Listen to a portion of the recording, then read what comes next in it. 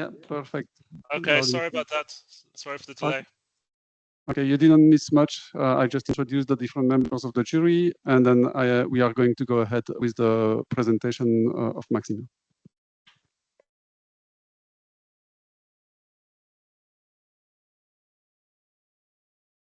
Okay, thank you, Sylvain, for the introduction. Thank you to the jury members for accepting to review my thesis.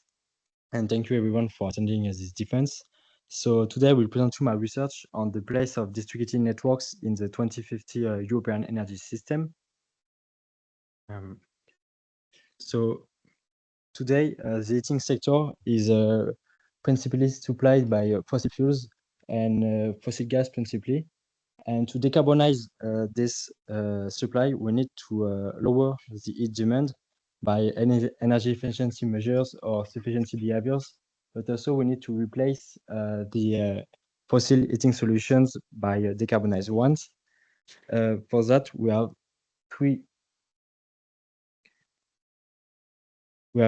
main scalable low carbon heating solutions. First, we can do power to heat, so using heat and resistive heaters to provide heat.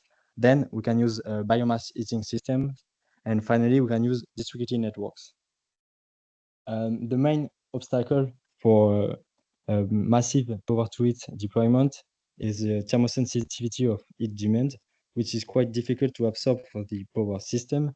So here you have the electric load curve for France, which has already a high penetration of power-to-heat. And you can see that there is a 25 gigawatt between the winter and the summer demand, which is a challenge to absorb for the power system. Then you have also issues regarding the integration of heat pumps in inner cities because of space requirements. For the biomass, the main obstacle to the widespread development of these solutions is the resource availability. So here is the share of imported biomass in Denmark. So Denmark relies a lot on biomass for heating. So this important share of importation raises some sustainability or dependence issues. And also, in the future, the biomass will be needed in various economic sectors to decarbonize. And therefore, there will be a growing competition between the biomass uses. And the last solution to decarbonize our heating sector is to develop distributed networks. Currently, there are around 6,000 in Europe with large differences between countries. So you have Denmark, where you have almost one network in each city. And on the other end, in Southern Europe, you have a very few networks. There are also differences between a network with large networks that are supplying terawatts of energy on one end, and on the other end, you can have a very small networks that are only supplying a few buildings. There are also differences regarding the production mix of distributed networks. So here you have an example of one network with water heat pumps that are supplying heat most of the year. This is kind of a base plant for the network. Then you have the gas plants that are only switch on when the heat demand is high.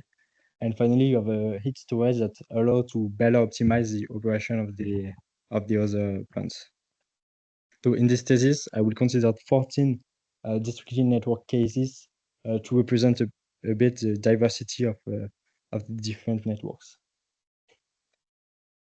The production mix of the distributed networks have largely evolved during recent years. So first, the first network was supplied by coal or waste. They were producing steam at around 200 degrees. Then, for energy efficiency reasons, operators started to implement some cogeneration, so CHP, to produce power and heat at the same time. And the steam was replaced by overpressurized water to reduce the thermal losses in the network. Then, still for energy efficiency, the distribution temperature in the network was lowered below 100 degrees in the third generation of distributed networks, and some renewable production like large-scale solar or or biomass production plants could supply the heat. And finally, in the fourth generation of distributed networks, you have still more progress on distribution temperature, and you have more production technologies that can produce this temperature, like data center waste heat or even centralized heat pumps. So globally, the evolution of distributed networks is an evolution towards more energy efficiency with reduction in thermal losses in the network, but also in the storage, so that you can have more efficient storage, and you can connect more production technologies to the network, like renewables, recovery sources, and also intensify the coupling with the power system through heat pumps. So this coupling with the power system can be twofold. First, you can use cogeneration to produce heat and power at the same time. These cogenerations can run on waste energy, on methane, or on biomass, and they can be flexible, meaning that they can choose the ratio of heat to power which is produced. And the second type of coupling is the power to heat. So you simply use heat pumps and joule heaters to produce heat from electricity. This coupling is part of a bigger energy system. So here is a representation of what might look like the future energy system. So in 2050, we will rely on decarbonized sources. So we will only have nuclear energy, electric renewables, waste energy, thermal renewables, and biomass to produce our energy. But we will still have demand on the fuels, on hydrogen, or on methane vectors. Therefore, there will be more couplings between the energy vectors, and this will completely upset the operation of the energy system. And that's why we need to study the operation of the future energy system to better understand these different couplings. According to the literature, distributed networks could support the operation of such energy system in two ways. First, they can help to decarbonize the heat demand. This is the most economic solution to provide heat in inner city where the heat demand is dense, because you have economies of scale when you build a network. And then you can integrate more low carbon heat sources in this network. You can use geothermal energy or waste heat from data centers that could not be exploited otherwise without a network. And the second asset of distributed networks is their capacity to provide flexibility to the power system. So in most multi-energy studies, this is a major flexibility lever. And the technologies that unlock this flexibility are the flexible cogenerations and the association of power to heat means with heat storage. Still, there are some limits to the studies that are demonstrating this capacity of distributed networks. First, regarding DHN projection, the studies often focus on one single DHN scenario, and which is often unrealistic, and therefore we cannot compare the outcomes of different DHN scenarios. Regarding DHN modeling, what is done is that DHNs are aggregated at national scale in the studies, and therefore we can overestimate their flexibility provision because you omit all the local constraints that guide the operation of a network. And finally, most studies optimize at the same time the capacity and the operation of the distributed networks, and therefore they are limited computationally, and they cannot represent the operation of the power system with much details. So the main research question that I want to tackle in this thesis is how could distributed networks support the operation of a low carbon European energy system? So this question is already tackled in the literature, but we have seen that there are limits to the results. So here I will try to overcome these limits by adopting a scenario simulation approach, meaning that we want to create different heating scenarios and then compare the outcomes on the energy system of the scenarios. This approach is useful for decision makers because it allows to objectivize and quantify the consequences of their choices. So after a general introduction, I will work on the projection of distributed networks development. So this is the scenario part of our approach. Then I will work on the representation of distributed networks in large-scale multi-energy models. This is the simulation part. And finally, I will use the two methodological contributions of this chapter to answer the main research question, which is more the studies part. So chapter 2, how to project the development of distributed networks at large scale. The goal of this chapter is to obtain contrasting and coherent DHN scenarios at horizon 2050 and European scale. We want contrasting scenarios to be able to compare the consequences of different DHN development paths, and coherent scenarios because we want to ensure that these national scenarios are realistic given the geographical data we have. In the literature, we have contrasting scenarios, but they are restricted to national scale and do not ensure the local coherence. So here you can see some examples on France and Denmark. And to have more detailed approaches on the geographical scale, we need to look at the potential assessment studies in the literature.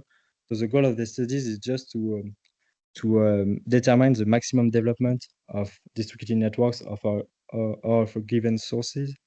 The problem of that literature is that it only gives one optimized scenario of development, which is often unrealistic in most countries. You have also two European projects that try to extend their geographical approaches to propose optimized scenario at European scale. But still, this only gives one scenario. We cannot compare the outcomes of different scenarios. And you have a bit of loss of information when you are optimizing the DHN development. Therefore, there is a gap in the literature. There is no method to generate contrasting scenarios, which builds on the geographical approaches. Therefore, I will try to fill this gap. So here is an overview of the method I propose. The inputs of the method are first each demand map at European scale. So for each city, you have the each demand in the city. This is an important input because it measures the potential of DHN development.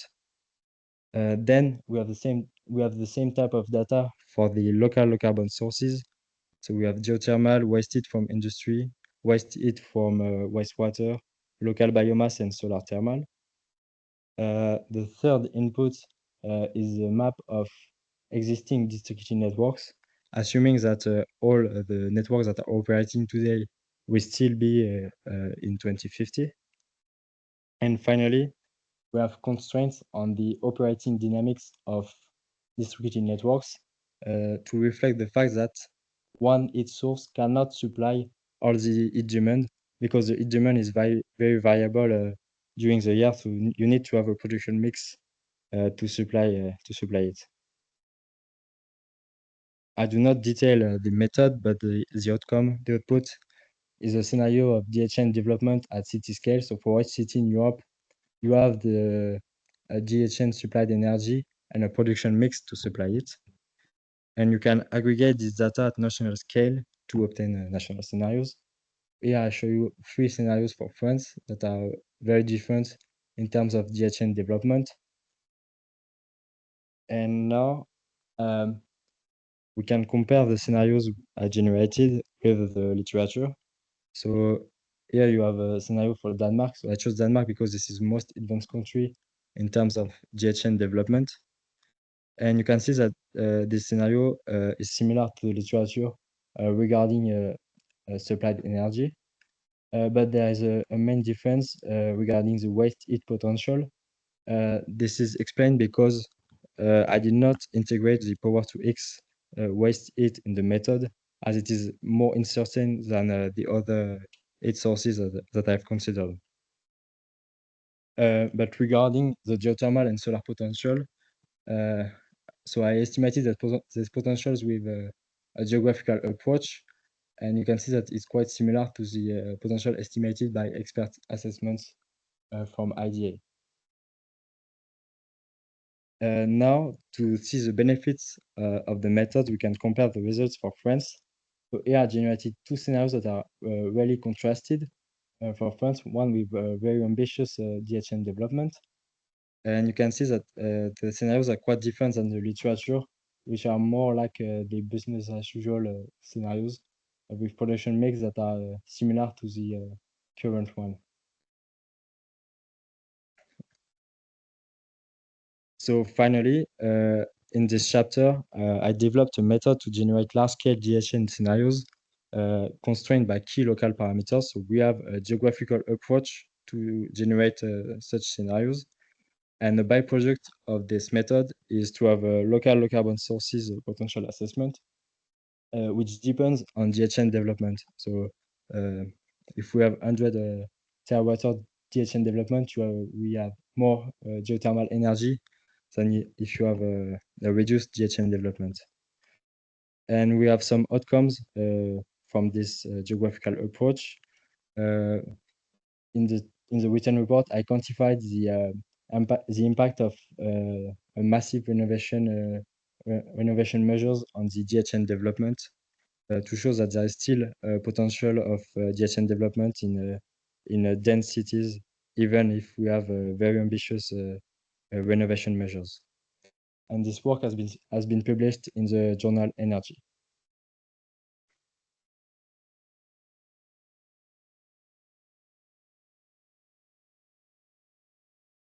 And now I will present you the chapter 3, how to represent district networks in the large-scale multi-energy models. The goal of this chapter is to obtain DHN models that are suitable for large-scale multi-energy simulations. There's a rich literature regarding a DHN operation of a single network, because operators of single networks need to be able to simulate their networks. But this is not extendable to large-scale studies, as it is quite heavy computationally.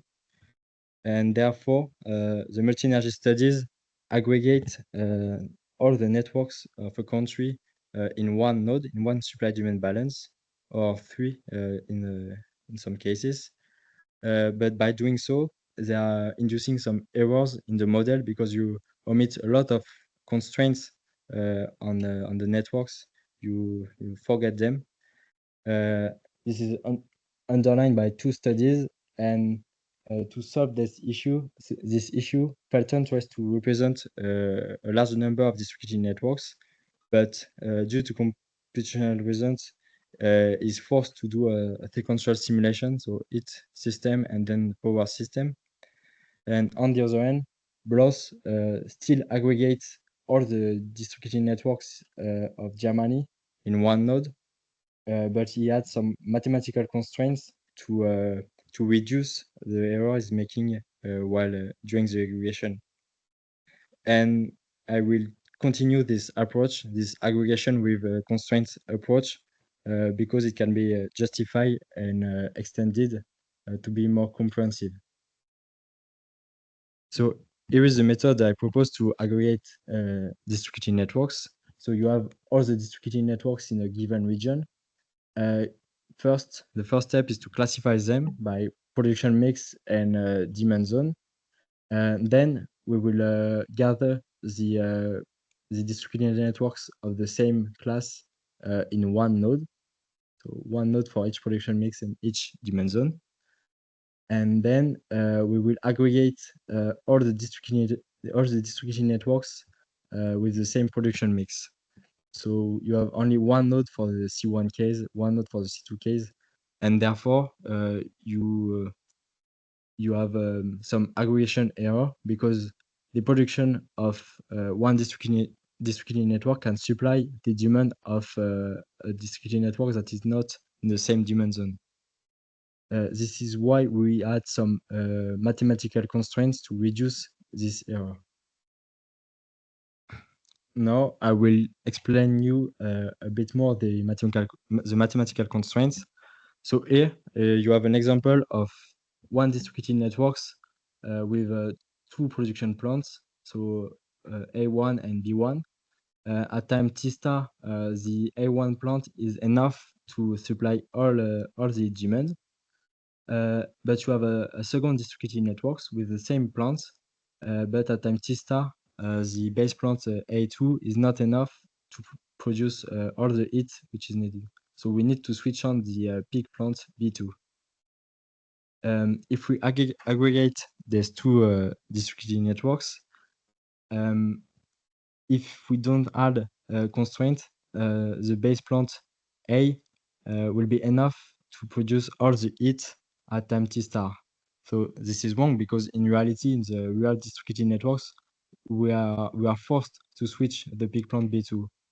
Therefore, when we aggregate the distributed networks, we misrepresent the energy flows because we don't represent well the supply-demand balance in the distributed networks, and we can overestimate the distributed network flexibility by doing so.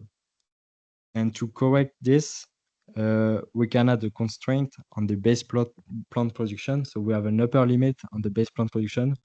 We simply limit its production by the maximal capacity of the different base plants and the demand, the local demand in each base plant.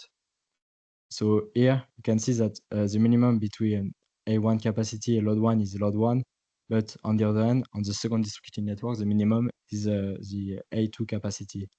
And this constrains the base plant production, and therefore it better represents the supply-demand balance of the two distributed networks initially. So I show you one example of constraint, but in reality there are more constraints. And in the written reports, I demonstrated that the constraints allow for a better representation of DHN operation. Now I will quantify the impact of the aggregation method on a multi-energy case study. So you have the reference situation where you have all the networks detailed in the simulation.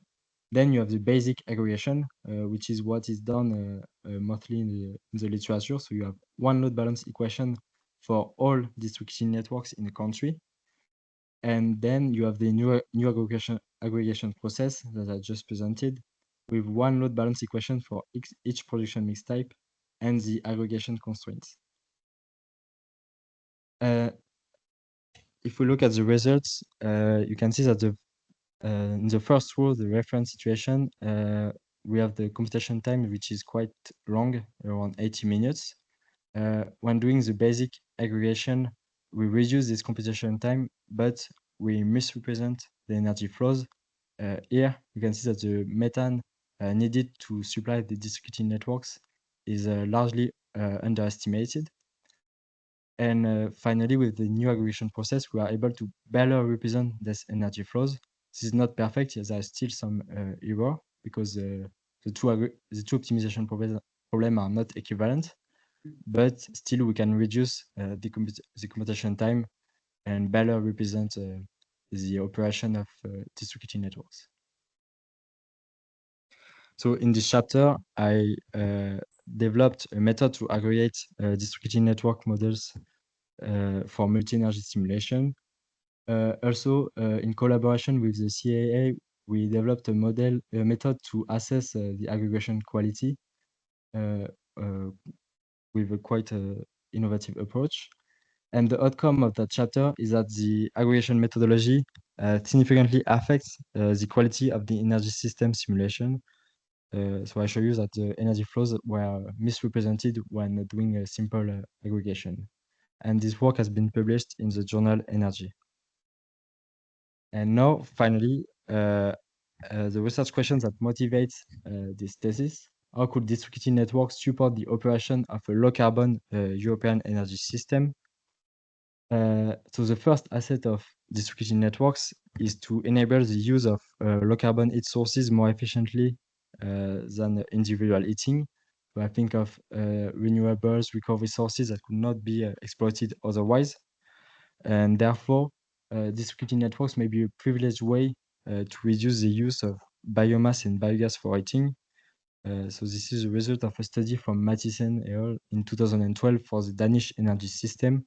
And we will try to extend the scope of this result on the European energy system by studying the research question: how distributed networks can help to reduce the consumption of biomass and biogas for heating in the European energy system. Then the second asset of distributed networks is their ability to provide flexibility to the power system. This is quite interesting because in the future energy system we'll have an increasing need for flexibility. And from the literature, we know that the technologies that unlock this flexibility are the flexible cogenerations and the heat pumps associated with storage. But the problem is that this literature relies on aggregated model, nationally aggregated model, and I show you before that these models can overestimate the flexibility provision. Therefore, I will answer the research question: what is the flexibility provision of electrified distributed networks to the power system? To answer these two questions, I will simulate the energy system operation for different heating scenarios. Our model encompasses the energy vectors of electricity, hydrogen, and methane for 17 countries, and the distributed network for 6 countries. And we'll simulate this energy system for 10 representative years of the 2050 climate, and this at an early time step. To create the different heating scenarios, we have some assumptions on the DHN development in the country, and then we apply the scenario generation method I just exposed in the chapter 2. This gives us a scenario of DHN development. So here it's a table of the different DHN cases. Then we can integrate this scenario as an input of the aggregation method to have a model for each country of the distributed networks inside. And then we can integrate this model in the multi-energy model and simulate its operation. Now, I will study the first sub-research question, which is how distributed networks can help to reduce the biomass and biogas for heating demand. To do so, I created two scenarios, one with high biomass and biogas for heating demand and therefore low power to heat, and the other one with the contrary. The low scenario is more in line with the estimated biomass resources, but it induces more stress on the power system. Now the results. On the methane system, we can see that both scenarios require the use of green methane imports and methanation to provide the methane demand, but you need more in the high scenario, of course. And on the power system, the low scenario has more demand. You have more power to heat demand, so power to DHN and specific load, and therefore you need to produce more electricity from hydrogen plants and methane plants to supply it. And then you need more electrolysis to produce this hydrogen. Therefore, in the low scenario, there is an intensification of the power to hydrogen to power loop, which can be quite expensive for the power system. If we look at the overall cost to compare the two scenarios, we can see first that the low scenario requires more investment to provide the power to supply the supplementary power to heat demand. But it induces more reductions on the OPEX, and particularly in the OPEX of the methane system, because the methanation and the green methane imports are quite expensive in this model. Then the conclusion of this sub-case is that in an energy system that relies on methane imports and methanation, we should prefer power to heat over gas heating because like green methane imports are expected to be very expensive. And this is true even if we rely on the power to hydrogen to power loop, which is quite inefficient energetically, but still less expensive than importing green methane from abroad. And this result is true because the power to heat demand from distributed networks is quite flexible. So here you have the aggregated DHN production graph, and you can see that the power to heat demand is quite sensitive to the power price, especially for joule heating, which can be completely shut down when the power price is too high.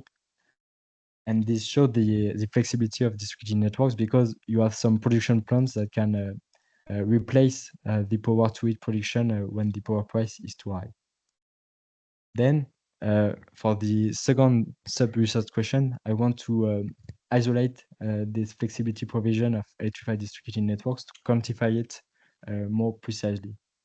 To do so, I created two scenarios. One scenario with demand for electrical demand for heating, which comes only from individual heating, and the other scenario with the same electrical demand for heating, but with half of it coming from distributed networks.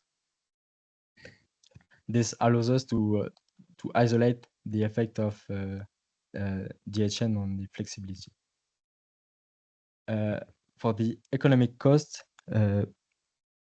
for the economic results, we can see that the LXDHN scenario is more expensive regarding investments by 0.7 billion euro per year. This is due to the cost of the network because you have approximately the same technologies in the two scenarios, but in one case you need to have a distribution network to supply the demand. But the electrification scenario is less expensive regarding OPEX because the network gives flexibility to the operation of different production plants. So for one more capex, you reduce 3 of OPEX thanks to distributed networks. To explain the OPEX reduction on the power system for distributed networks, we can look at the mean electrical demand for individual heating and district heating depending on power price and temperature. So you can see that the individual heating demand is more sensitive to outdoor temperature and not really to power price. On the other hand, the district heating network electrical demand is significantly sensitive to the power price. This shows the flexibility from district heating networks that can reduce their power to heat consumption when the power price is too high. And this has a significant effect on the power system because you rely less on expensive peak power plants in the LXDHN scenario. And we can now compare the flexibility contribution of distributed networks to other expected flexibility levels in the 2050 power system. And we can see that on the weekly and daily timescales, daily and weekly flexibility, the contributions from distributed networks is quite similar to that of batteries or EVs that are expected flexibility levels in the power system. And also in the written report, I show that this distributed network flexibility competes with imported flexibility from interconnectors. So it's always beneficial to be less dependent on flexibility imported from abroad because it will be difficult to develop flexibility in all countries. So in this chapter, I developed a multi-energy simulation framework with accurate DHN representation and adapted and extended some existing flexibility indicators. And the main outcomes of the two studies I led are that power to heat should be privileged over gas heating in an energy system that rely on methane imports and methanation. And second, that electrified distributed network provide significant flexibility to the power system on the weekly and daily timescales. Now we turn on the general conclusions and perspectives. So in the first chapter, I developed a method to generate large-scale DHN scenarios that are geographically coherent. And this geographical approach allows us to better quantify the local low carbon sources potential. Then in the chapter 2, I work on the simulation of distributed networks and developed a method to aggregate these networks in multi-energy simulations. And we show that the aggregation method significantly impacts the energy system simulation quality. And finally, in the last chapter, I demonstrated that electrified distributed networks provide significant flexibility to the power system. This research has opened several research avenues. So first, all of the methods and approaches developed in this thesis can be adapted to integrate emerging heat sources like power to X, excess heat, data center waste heat, or even nuclear heat from small modular reactors. Then the methods could be applied to study district cooling networks or combined networks. These networks are supplying a small volume of energy today, but this will be growing in the future due to climate change. So it will be interesting to study them. Then I started to work on some investment questions regarding distributed networks, but this needs to be further explored. A first interesting question would be to what extent could distributed networks substitute for other flexibility investments? So we have seen that in the future energy system I model, it relies a lot on flexibility from electrolysis and hydrogen, which is quite uncertain.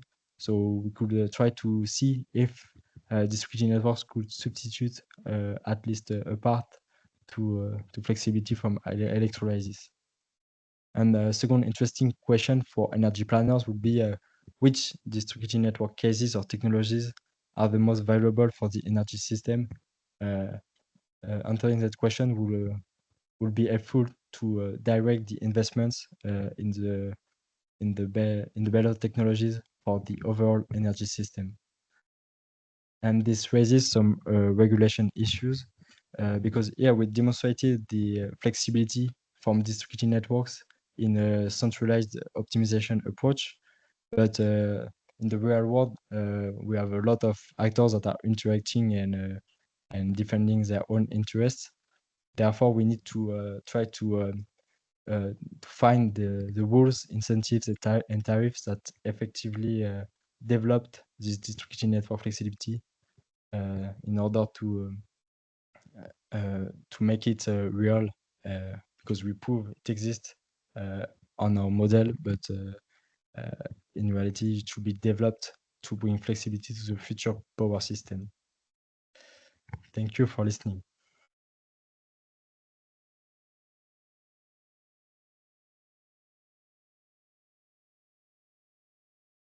Thank you for the presentation. We can now move to the questions of the jury, and we will start with Professor Henrik Lund.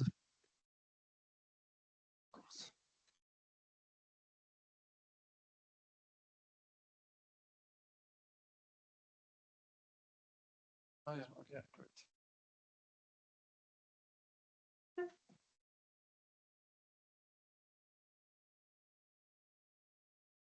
Yes, thank you very much, both for the invite to come here today and also for the opportunity to read your PhD thesis. It's been a pleasure reading it.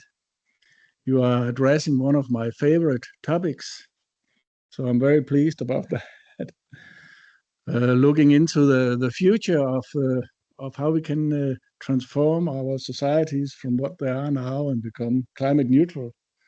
And then you take a focus on the heating sector, both emphasizing how important the heating sector is and also looking into what is the role of the heating sector when we look into that future. So that's very interesting for me. and also already given a written report, and as I see it, you give some very good contribution to modeling, and even different contribution in different places where we need modeling. I have never thought that we can have one big super model that can do everything, but we will have different models for different questions, and you put contributions certainly in some of them.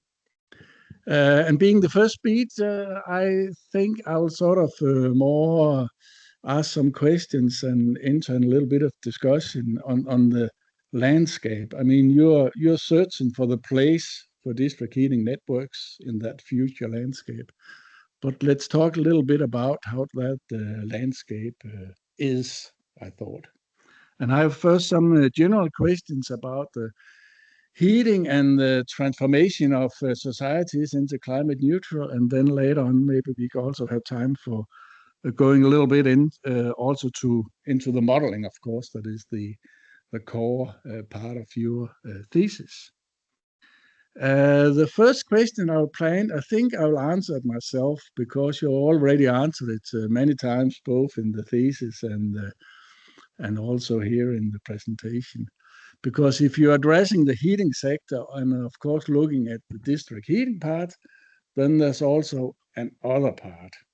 And my question would be, how does that other part look in the future? But you have already answered it so many times, so I'll just repeat what you have said, namely that there will be some individual heat pumps, or you also claim some biomass stoves or boilers or whatever that might be. Some biomass and some individual heat pumps, right?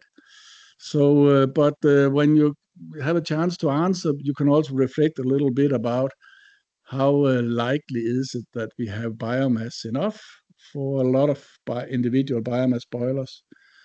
Personally, I will think it will more be individual heat pumps that will be the solution, where we cannot have district heating networks. But my next question, and I will not answer that myself this time. My next question is more, what is then the main arguments for having district heating at all? I mean, why not have individual heat pumps all over? Why should we have district heating and all? And what type of heat sources do we have for that? So that would be my first question to you. Then I have some more questions, right?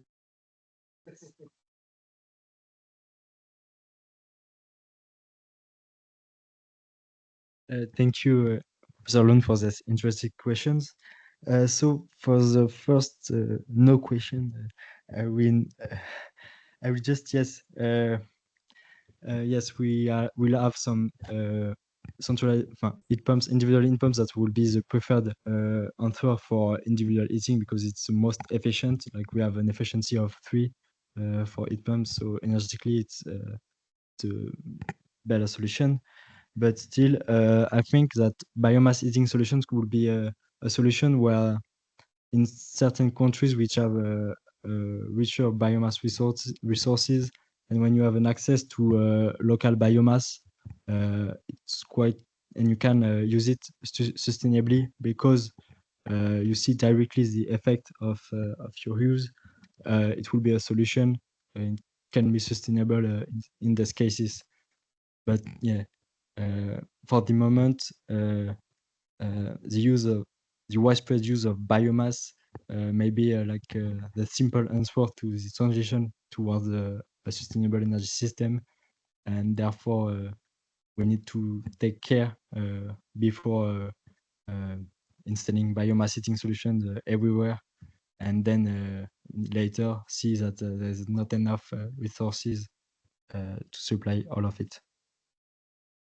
Now, for the main arguments for district heating networks versus individual heating, I think that the main argument is economical. So in inner cities, the heat demand is very dense, and when you build a district heating networks, you have economies of scale regarding the production technologies. regarding the network, and therefore building network is more economic than have individual heating solutions in each building. And the second argument is that when building a district heating network, you have an access to a wider range of production sources that could not be used for individual heating. I think of geothermal energy, solar thermal energy, waste heat from the different processes. And this is really interesting because we have seen that the low carbon energy sources for an energy system are relatively few, and therefore if we can extend the range of low carbon sources that we have, it's always beneficial to succeed in the transition with for energy system, sustainable energy system.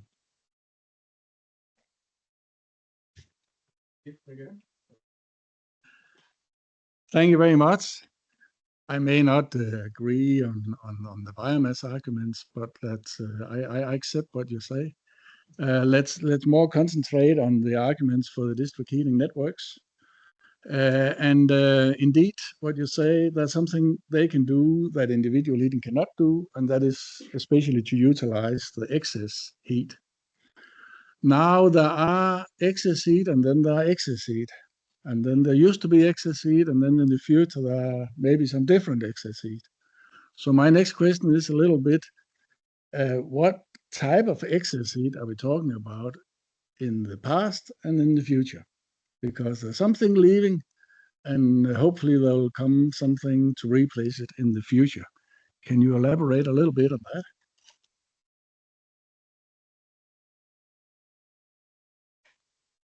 Yes. So for the moment, like most of the excess heat sources from industrial processes are based on fossil fuels, because like most of our industrial factories are based on fossil fuels and fossil processes, and therefore we often hear, at least in France, that there is a 100 terawatt of excess heat potential, and we should use this energy. But in the future, if we are able to decarbonize the industry, then this potential of excess heat will be restricted, at least from fossil fuels. But we will have new industries that could provide excess heat, but lower temperature excess heat, like the power to X excess heat, the data center waste heat, even wastewater.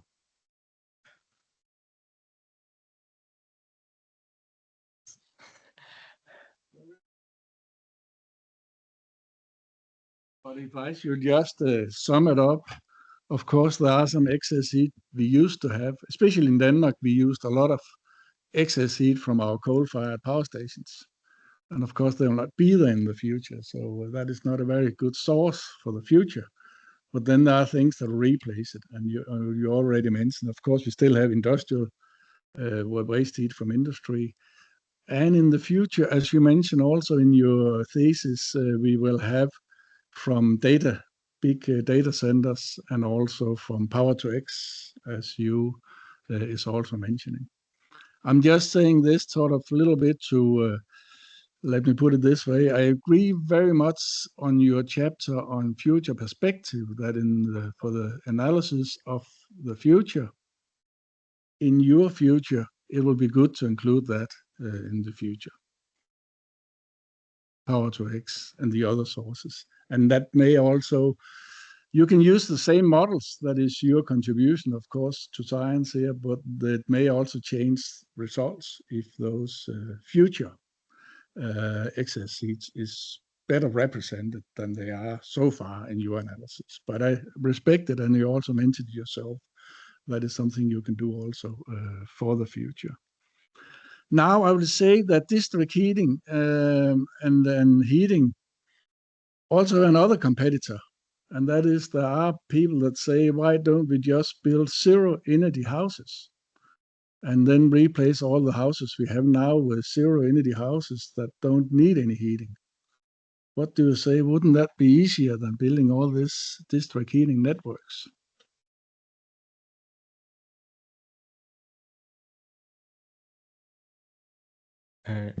Yes. So yes, this is a common argument against district heating networks. So renovation measures and replacement of housing as a cost, also economically and environmentally, energetically. So we need to balance the needed renovation measures with DHN development, because I think like there are some small gestures to improve the building energy efficiency, but still the cost is increasing as we improve this efficiency, and therefore there is a kind of balance between the two. And yeah, and I also answered in my written report that in the inner cities, dense cities, the district network are still relevant to provide it, because the demand is so huge in this inner cities that it's still interesting economically.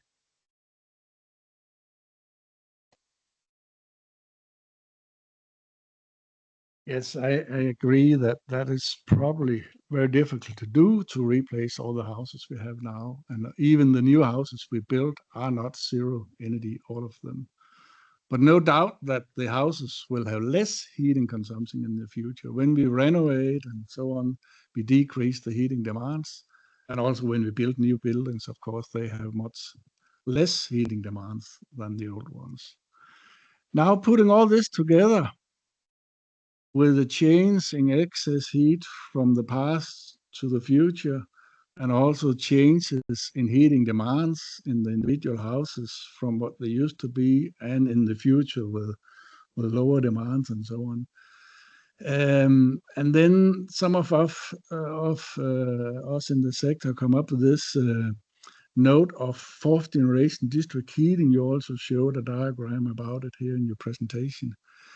And sometimes when we show it, we say something like district heating is here to stay, but district heating has to change. Can you elaborate a little bit on what are the changes in district heating according to this fourth generation district heating philosophy, giving the context as it is likely to be in the future?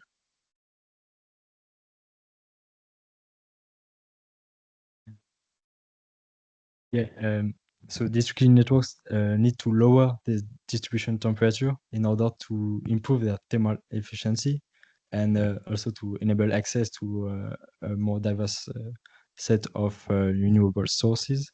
This is not this is easy to say, hard to do, because you have very old networks that are running on steam and an high temperature water, and if the network is not insulated enough, or the buildings are not efficient enough, we cannot the network cannot provide enough heat for the consumers, and therefore the temperature of the network is quite constrained by a lot of technical constraints, and so it's quite difficult to lower the distribution temperature, but still we need to try to do it, at least in part, to have more efficient networks.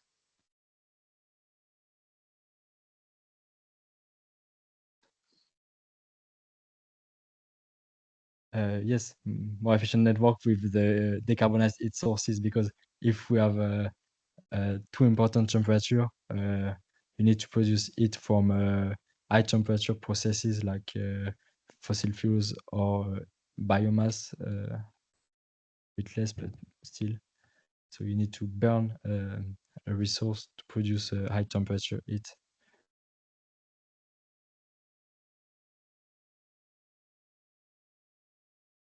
Let me just summarize what I think you said, that it's good we have lower temperature in the future, because then the grid losses are not so enormous compared to the heat demands in the low energy houses we likely will have. And also because then we can utilize the excess heat much better these new sources. That's why it is important. Now let's look a little more into the modeling. I mean, you are doing modeling, as many of us are, in order to find the place for district heating in the future landscape. It's a little bit by being like on an exhibition into a landscape of the future, and then see if you can find a good place to put district heating networks. And you also mentioned in your thesis sector integration, or smart energy systems, as I sometimes call it. But sector integration, can you say a little bit about why is it so important that we do sector integration when we go into that landscape and look for this position, and not only model the district heating or the heating sector itself, but we also need to keep an eye on sector integration? Why is that very important?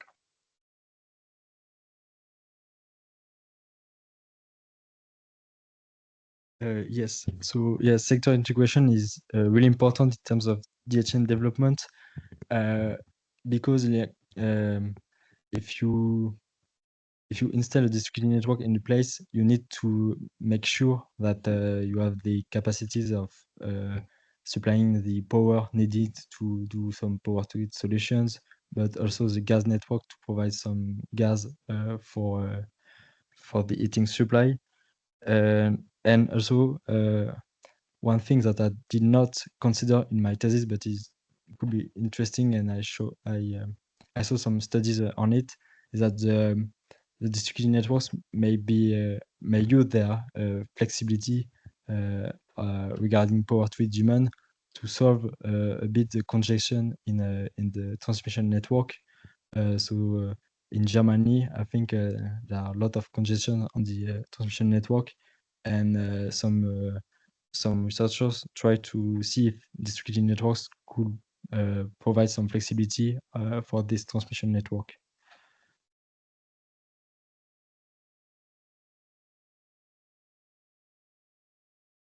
Yes, thank you indeed, and you're right. I mean, the heating sector will have to get some power, and as you also have a key focus on in your chapter, it would like to bring back some flexibility.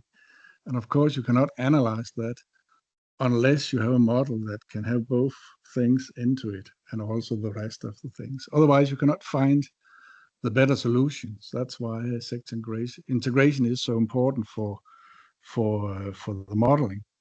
Now time is running, so I will jump right to a question related to your findings regarding the role of district heating networks to provide flexibility to the power sector. That is a key finding of your work, and I agree very much to it. But in this terms with sector integration, it could be interesting. You do it a little bit, but I think you could also do it more than that. List up who are the competitors. I mean, if we have all this wind and solar fluctuating power and whatever we have in the future there, and we would like to balance it and provide flexibility for it. Yes, the heating sector can provide flexibility from heat pumps and electric boilers and so on, turning them on and switching them off when the wind is blowing and not, and the sun is shining and so on. But who are the competitors to the heat pumps and the electric boilers? Who can also do this in the future? And who will maybe be able to do it even better than the heat pumps? Or how is the situation? Can you say a little bit about that?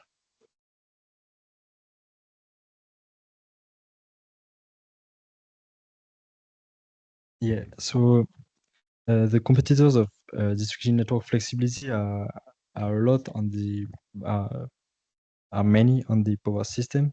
So first, it depends on the time scale. So on the daily time scales, for example, the electric vehicles and the batteries will be the main competitors for of district networks for flexibility provision. And then on the weekly time scale, EVs and batteries start to have less flexibility because their capacity is limited in terms of energy storage, and they cannot provide flexibility on long periods, and therefore what I saw also in my results is that the DHN flexibility could be interesting to bring longer flexibility on interweekly timescales to provide a balance on regarding wind production, which has like interweekly periods of production, and there is quite a gap in terms of flexibility provision on this time scale, and that's a time scale that is where distributed networks could supply this flexibility through heat pumps and larger heat storage with the bit storage technology. There is one very important yeah, I didn't mention. There's one very important future competitor, heat pumps and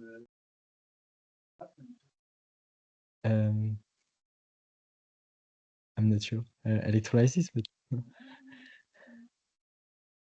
what about the power to X? okay. Yes, yes, but Power to X would be a competitor. Yes, electrolysis is part of Power to X in my mind. So Power to X will be needed to produce fuels and different energy vectors that are demanded for the energy system, and like reduce this Power to X demand at certain times will contribute to power system flexibility, but still the Power to X demand will grow, but it's quite uncertain because it relies on the hydrogen system and a lot of infrastructures that are not here today.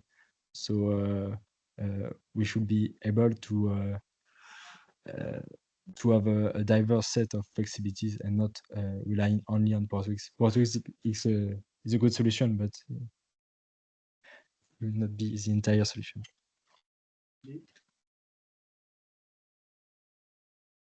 Indeed, and thank you very much for the answers. As I think my time is over now, so we'll leave the word for the next. But just to sum up, I think it's a really good work you have done, and with some very good contribution on the modeling. And you also applied the modeling for some interesting cases. But when you do it the next time, I encourage you to do what you also say yourself in the perspective, to include some of the, for example, power to X, both on the excess heat contribution, but also on the flexibility contribution. I think you're right in that there is a lot of flexibility benefits from the heating sector, but it will, the way I see it for the future, it will play on a field where there will also be other players. So it's also interesting to see how they can play good together. Okay, thank you very much. Thanks.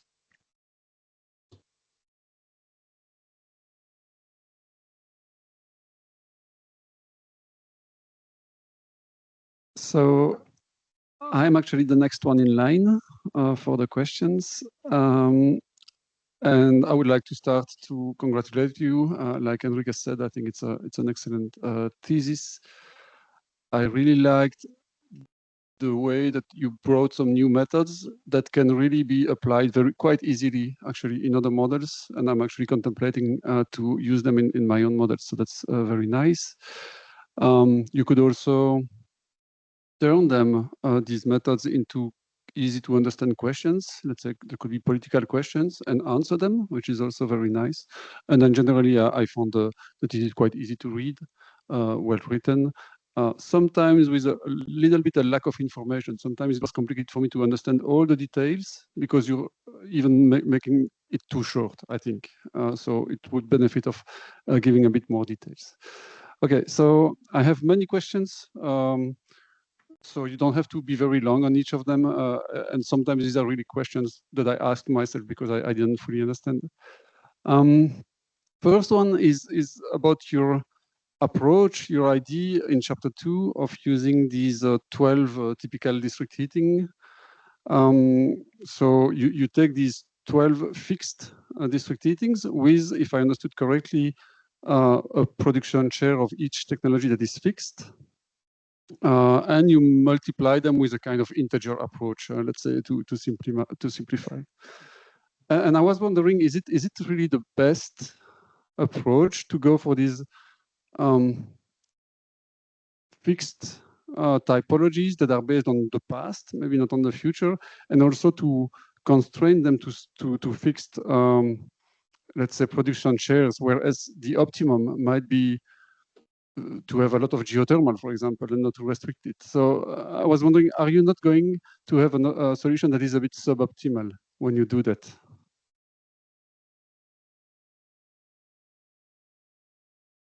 Yes, so I use some fixed cases to represent the diversity of distributed networks with fixed production shares.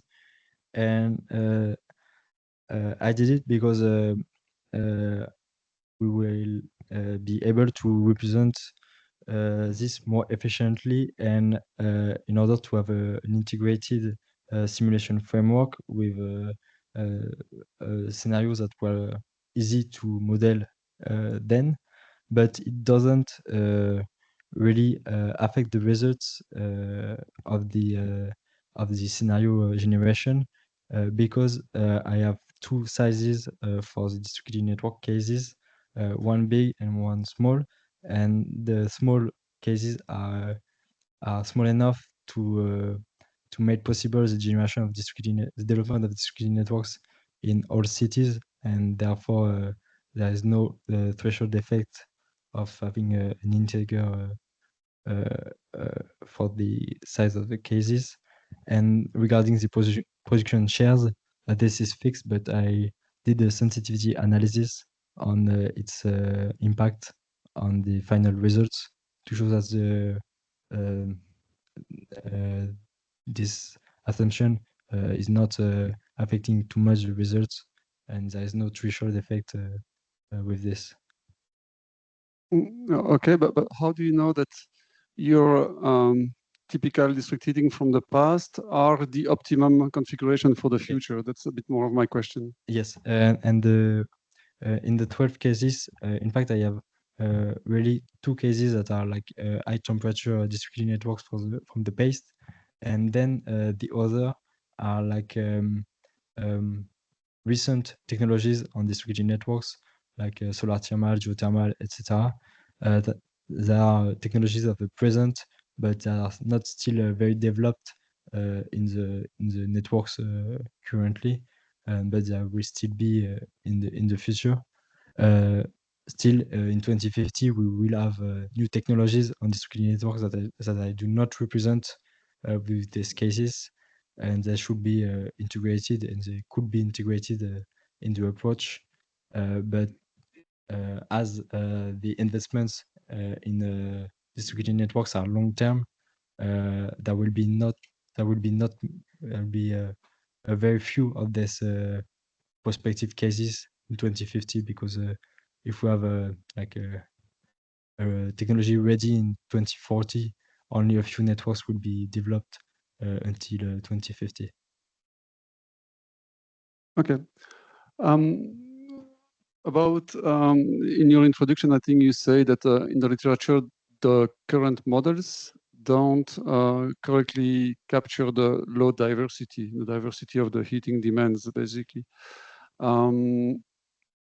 However, in your aggregation, what you use is actually 3 heat demand curves, right? One for each geographical zone. And therefore, you completely overlook the fact that on a given district heating, you don't have the same share of residential housing, tertiary. So you will have some load diversity, of course. And when you simplify it into 3 demands, you're actually doing what you say you don't want to do. You're smoothing out the heating curve, and therefore you don't see the peaks. Can you comment on that? In fact, like the 3 demand curves are not aggregated ones. They are curve of one distributed network representative of one demand zone, but still we still represent all the distributed networks of the same zone with one demand curve that is the same for all. So we have a an error when we do so.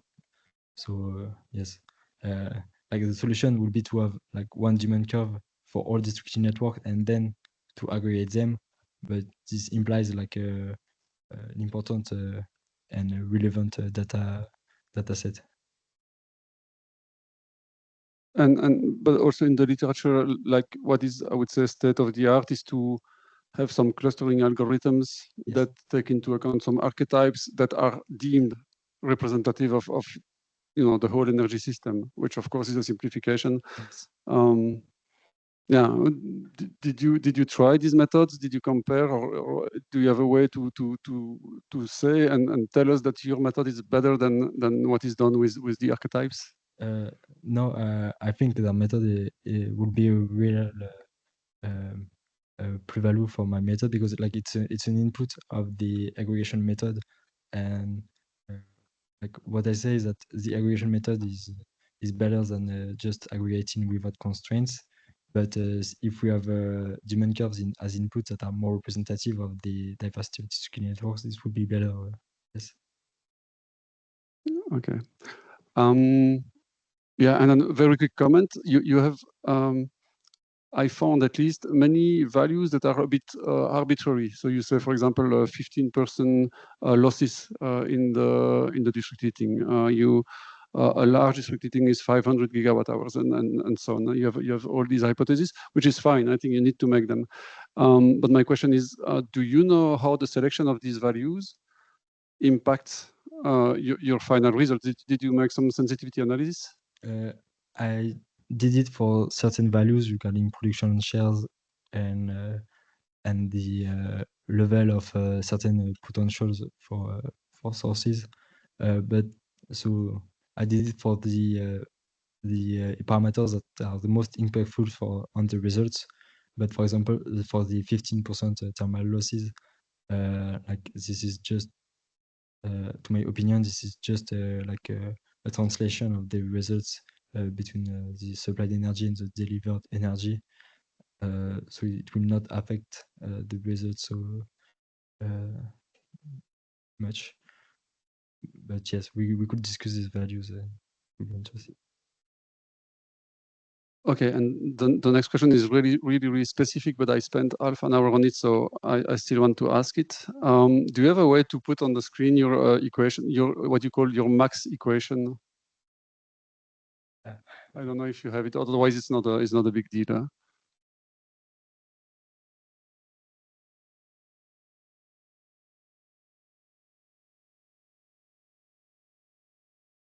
Oh, yeah, exactly. So yeah, something like that.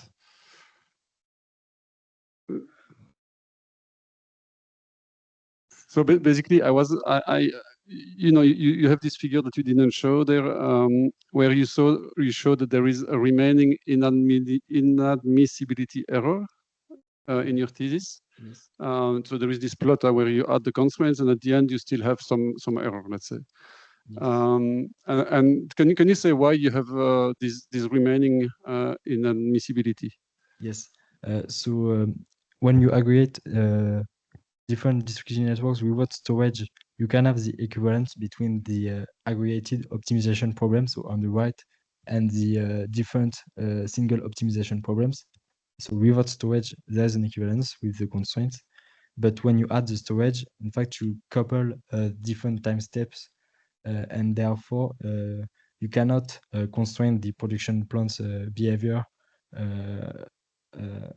like you would do with the different storage, because you aggregate the storage, and therefore you can produce at one time and store the excess energy in the storage and use it on another network at another time.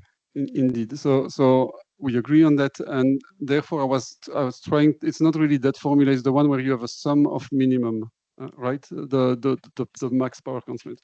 And so I was thinking, is there a way to integrate this storage level constraint into this minimum? And therefore I'm asking you the question. Yeah, we try to integrate it to have the comprehensive approach, the perfect model, but we didn't. succeed in composites.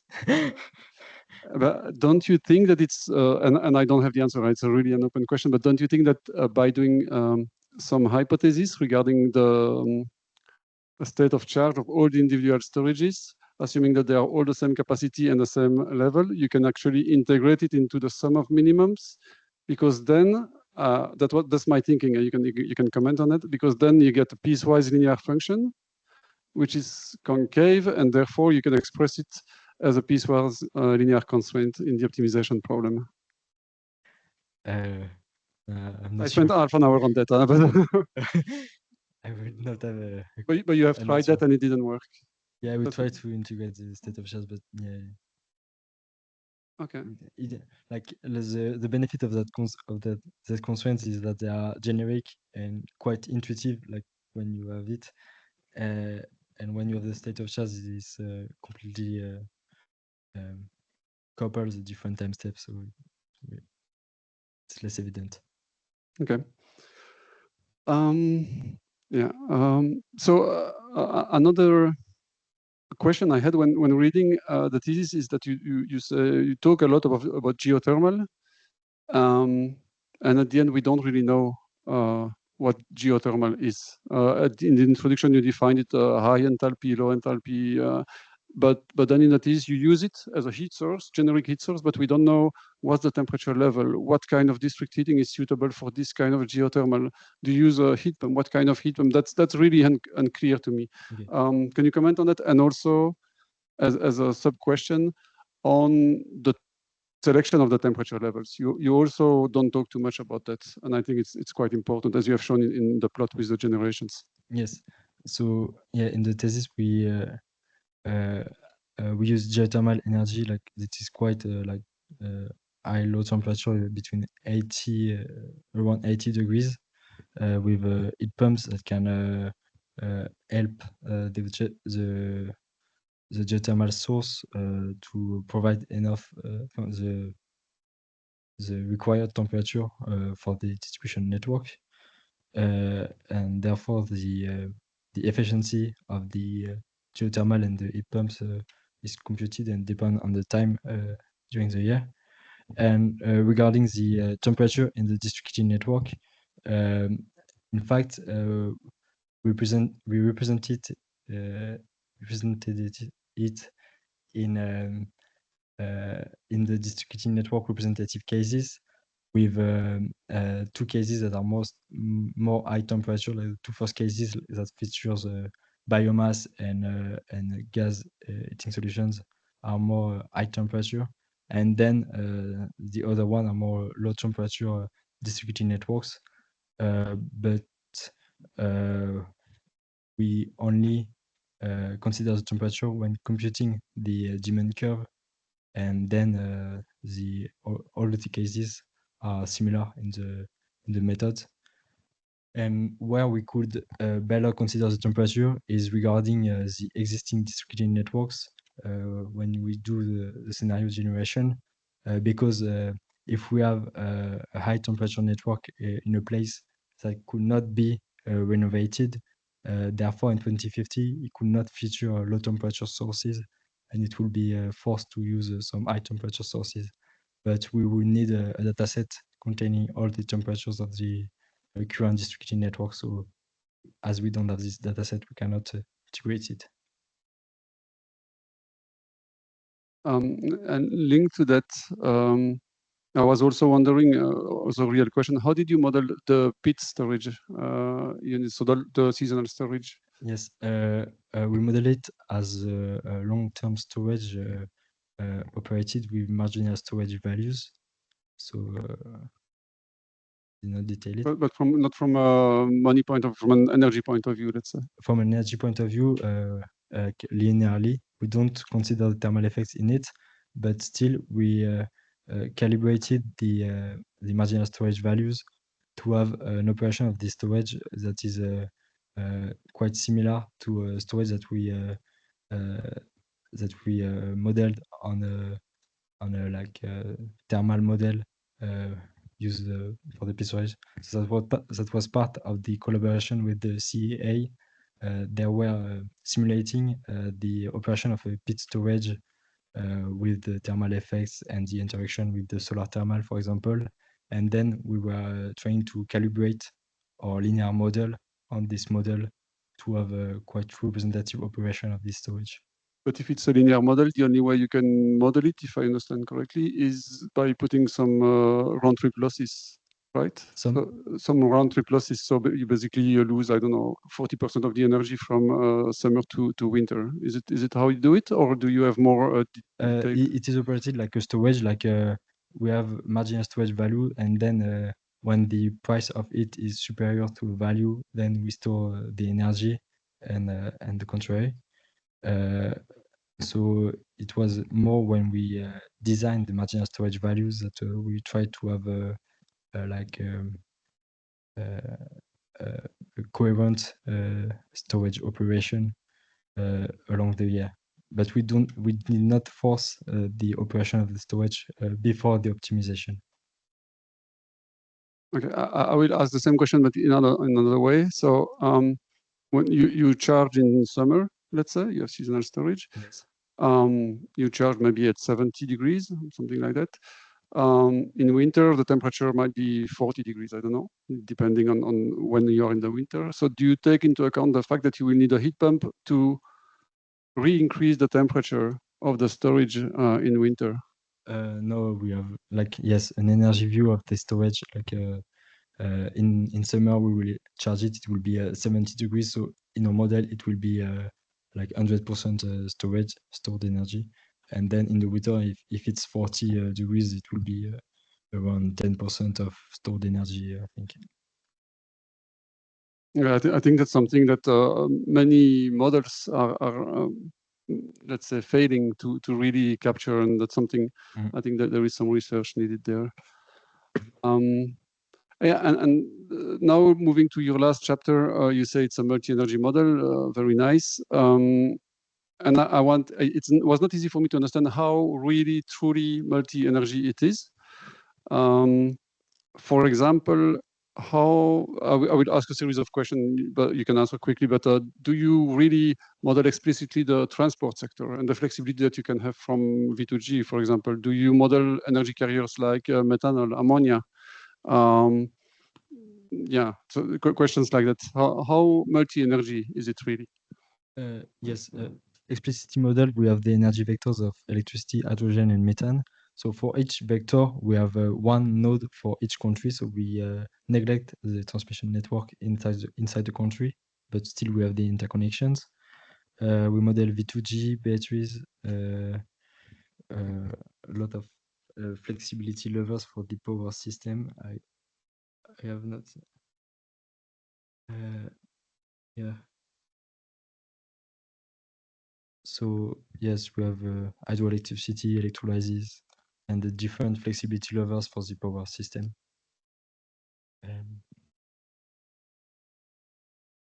But for example, no flexibility from industrial processes. Yes. We have a little of it in the form of industrial shading in the electrical nodes at a given price. And since we are on this plot, I was also a bit amazed that the seasonal, you call it annual, I think, annual flexibility of district heating is very low, which I think is because the capacity of pit storage, of the long-term thermal storage is limited. And that's very different from my modeling. In my modeling, if I allow the model to invest into seasonal thermal energy storage, it will always invest to the maximum. Can you comment on that? Yes, this is because we fixed the capacity of the pit storage. Like we made a conservative assumption that the pit storage that were in my model were only of the size of similar size than current most bigger pit storage that are developed currently. So it's not seasonal for the pit storage in DHNs. But yes, of course, if we had the investment in capacity allowed, we will have bigger pit storage to bring this seasonal flexibility for the power system. And yeah, I think that's part of the annex where I try to have a bigger storage in the distributed networks, and the results show that the storage was profitable, like having a bigger storage was profitable for the power system and for the overall system. Therefore, it will be interesting to see if even bigger storage allowing seasonal flexibility will be cost efficient. Yeah, indeed. I think it would be very relevant. I think that the time is running, so I will ask just a very quick question and then come to the end. But you say somewhere in the thesis that you're repurposing the gas storage into H2 hydrogen storage. Is that correct? Yes. But when you do that, we have a project for that in Belgium, for example. But when you do that, you divide the capacity in terms of terawatt hours by 3, more or less. So is it really relevant to take these gas caverns and turn them into hydrogen storage, or would it be better to use the hydrogen, turn it into methane, and store the synthetic natural gas? Yes, I think it's quite a big question, because like it involves the entire system. Like if we choose to develop an hydrogen system, then we need the pipes, the storage, and everything around, like electrolyzers also, and therefore the methane system will lose a bit of its demand share and of its infrastructure. So yeah, I think there is a choice to be made between the two systems, and currently I think that politically the choice is that we will make the transition from the methane system to the hydrogen system, and therefore repurposing methane storage to hydrogen storage. But it's not fixed, and it's quite a subject of discussion. But at the same time, these models should inform the politics and not the other way around, I think. Yeah. In my view, But it would be better to keep it as methane storage, but that's just my opinion. Okay. Last very common that I make at almost every thesis.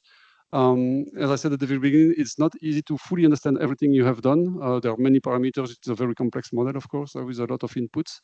And at the same time, it's important that scientific research is reproducible. And therefore, one good way to do it is to put the model and the data with open license, make it open source. And basically, you are using an open source model, Antares. So do you have a plan to do that? I haven't seen any link to GitHub or whatever. So is it in the pipeline? In fact, I started to do that for the first paper, and I want to do that, but I want to share something that is readable and understandable from a person that didn't work on it. So I have to clear a bit, and then I will share something that is understandable for any people.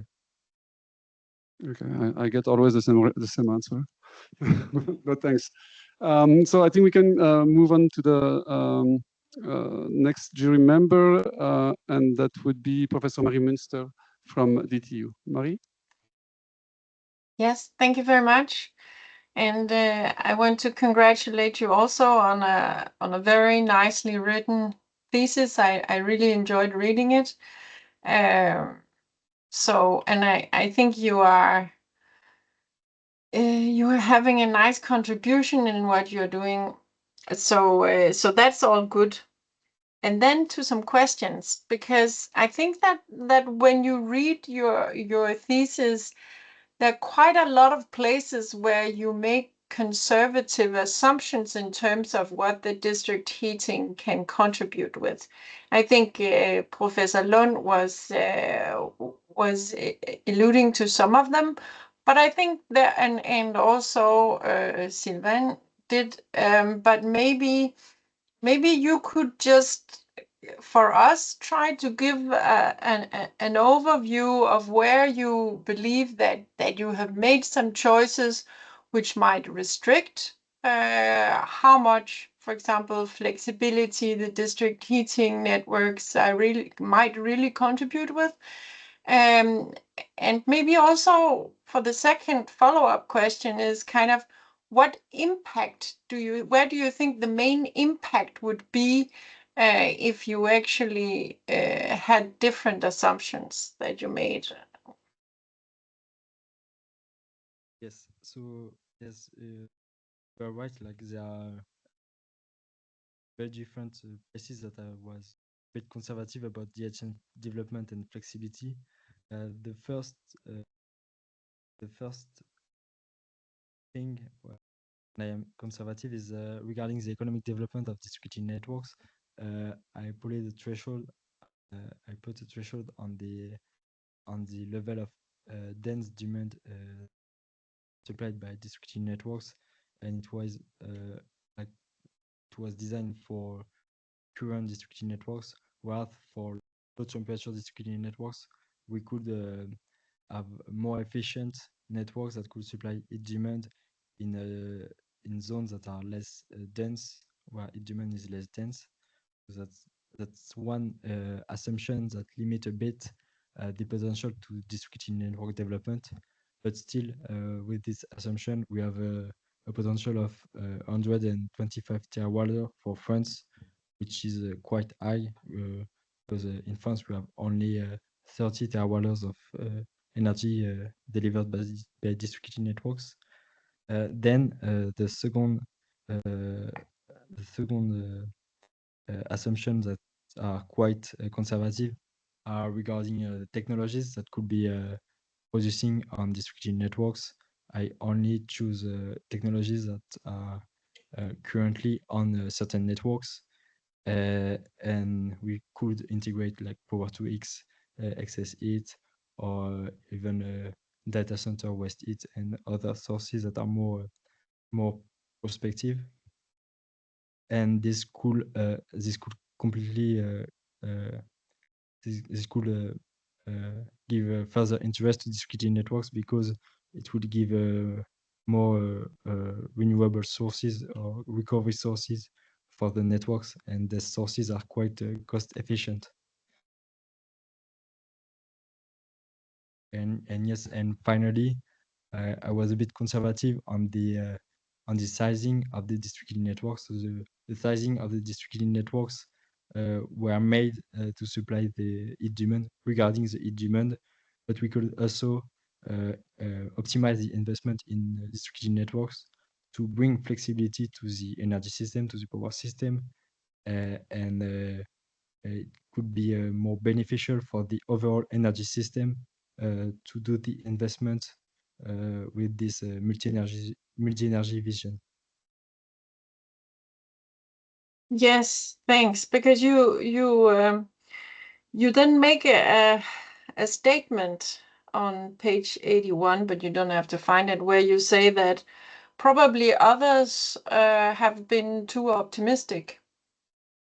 And I don't know whether you can really conclude that, because you have been, I think, quite systematically conservative in your assumptions.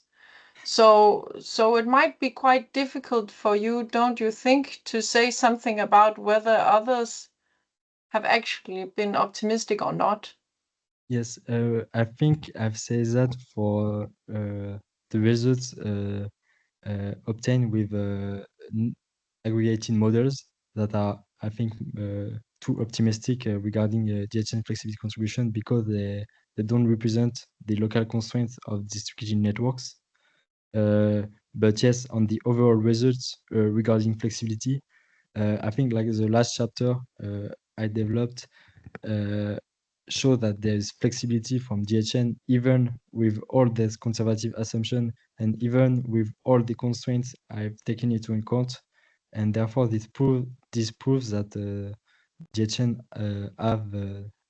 can provide this flexibility even in this worst case scenario for distributed networks.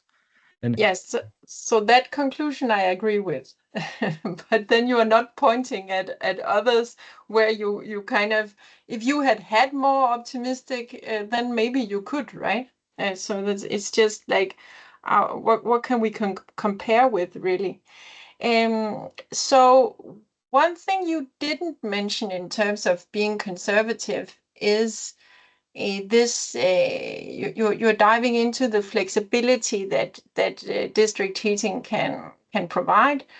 But what Professor Lund was also talking about was this competition between different flexibility options. And this has more to do with your methodology, I think. Are you allowing district heating to compete with other flexibility options and maybe to outcompete some or to be pushed by others? Do you see that you have in this way made a fair competition between the different flexibility providers? Yes, so in the multi-energy system, we have all the flexibility providers that are represented, and therefore, like the optimizer just uses the more competitive flexibility levels, and the DHN flexibility emerges on the weekly and daily timescales. And what I showed also in the written report is that when you compare a scenario with district networks and a scenario without, you see that the flexibility provided by the networks compete with the interconnections. So the flexibility imported from abroad, at least in France. So this shows that you give more flexibility independence when you add the DHN flexibility level. Yes, but is this not only the operational flexibility that you are now competing with? Yes, this is operational flexibility, yes. But yeah, one study that I did not lead that would be interesting would be to see if we can reduce the investment in other flexibility levels by investing in flexible distributed networks. You might even be able to reduce the investments in transmission. Yes. Right. So a follow-up question on this, because what exactly are you allowing to be variable in the electricity power system? Sorry, can you repeat? So when you are trying to ensure that you don't have too much loss of load in your power system with these new electricity demands coming in, you allow some investments, right, in the power system, but only very limited. Yes, I did it only like for computational reasons, because if we invest entirely in the energy system, we cannot represent with such details the operation of the energy system.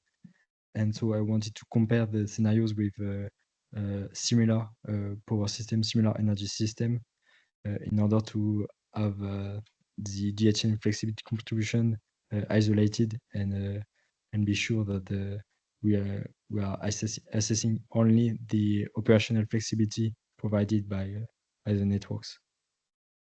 So am I right in assuming that you are only allowing this extra electricity demand to be served by either hydrogen-fired power plants or methane-fired power plants? Yes, on the scenario when I re-optimize the production plants, I only change hydrogen-fired power plants and batteries capacity in order to meet the loss of load duration. Okay, also battery capacity. But so what I'm curious about is I'm looking at figure 415 on this a flexibility contribution and but it could be another of them. But so what I'm curious about is the impact of the fact that you are getting a lot of hydrogen for power production. Like, because I see you're quoting one of my old articles from 13 years ago where we found that district heating with large-scale heat storages can integrate a lot of wind. But of course, we have to allow investments in wind to see that effect happening. And what you're doing here is you're saying, I need to supply this electricity demand by hydrogen-fired power plants, which means you get this extra production of hydrogen into the system. And then I'm curious about, to which extent do the electrolyzers then make this flexibility? To which extent are they actually providing quite a lot of the flexibility, and to which extent can we isolate it to the district heating networks? Yes, so like in my study, even with the hydrogen fire power plants increased capacity, we are still able to use more wind production with the DHN flexibility. I showed it because the curtailment of renewable energy is reduced when we add the district heating networks in the scenario. Therefore, the whole operation of the energy system is facilitated even if we don't add power production capacity from wind and solar.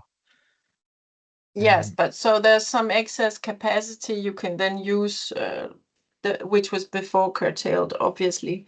But can you say whether there is some of this flexibility you are illustrating here, which comes from the electrolyzers, or which the flexibility mainly comes from this combination of district heating heat pumps and large-scale pit storages? Wouldn't it be a mixture you see in the figure? So it wouldn't be a mix? So the flexibility that we get provided from this new system consists of extra flexibility from electrolysis and extra flexibility from large-scale heat pumps combined with pit storages, right? Yes. Yeah. So I was just curious how much is what, but it's probably mainly the heat pumps. Yes, in fact, in the scenarios that you are talking about, like we don't see you have this hydrogen fire power plant capacity more, but in the other scenarios, the power systems are similar. In the elec scenario and the elec-indiff scenarios, the power systems are similar, and then the increased flexibility is only coming from heat pumps and storage, and also flexible cogenerations little. Okay. I think I still have time, because there was one thing that I stumbled on that I wanted to ask you about. You use an 8% discount rate for the district heating networks, and you use a 6% discount rate for the individual heating. So I was wondering, are you doing a socioeconomic analysis, or is this more towards a private economic analysis? Because at least in a Danish context, we would probably reverse that, because we would say that private investors would have a higher value of money today than money in the future than these large-scale investors. In Denmark, you are not allowed to earn money on district heating, so it's more socioeconomic optimization, and particularly on these these investments in the infrastructure, which really lasts many years. So I was wondering why actually are you having that prioritization, and do you not think that would have an effect on your results if you did that Yes. differently? So this is again a place where I've been conservative regarding district heating networks. But yeah, the idea that what the investment needed in district heating networks is huge at the beginning, and therefore we could have a more important discount rate for district heating networks.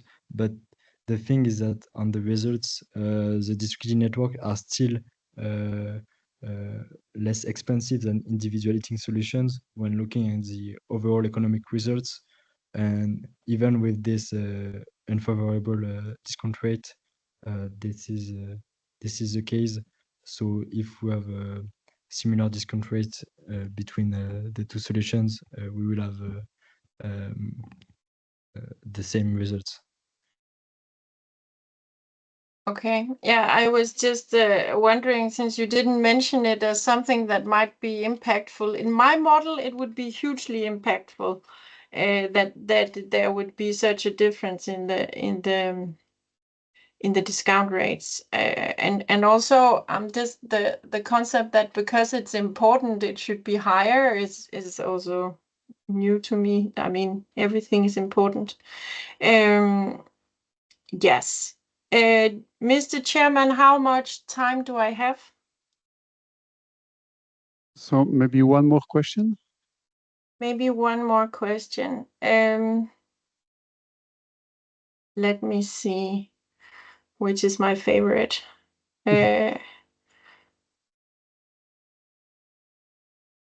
think so I'm curious about waste, and I'm curious about how you've modeled waste in your waste incineration and the waste potentials. So it seems you are using, am I right in thinking that you are using waste flexibly? Like it's biomass? No, I'm not using waste flexibly because yeah, it's more difficult to use it flexibly because of the gases as outputs. And regarding the waste resources, I use some data from an European organization on waste energy. I was assuming that by 2050 there will be a bit of improvement regarding waste recycling and a reduction of waste landfilling, and I try to compute some potentials based on this data. So the waste potential is a bit reduced compared to today in most of the countries. Okay, great. Thanks. Yes, I think this is okay for me. I would love to see your results with allowing investments in the power system as well, but that's maybe something to look forward to. So thanks a lot, and congratulations on a nicely written thesis. Thank you. Okay, thank you. So the next jury member would be Professor Tom Brown. Tom? Hello, everybody. Can you hear me okay? Yes, perfect. I've tried to turn my camera on, but it's not having any effect. So unless you're able to turn it on, I'll just talk without the camera on. Okay. I'll just give them. It's just Zoom. Sorry, Teams, probably.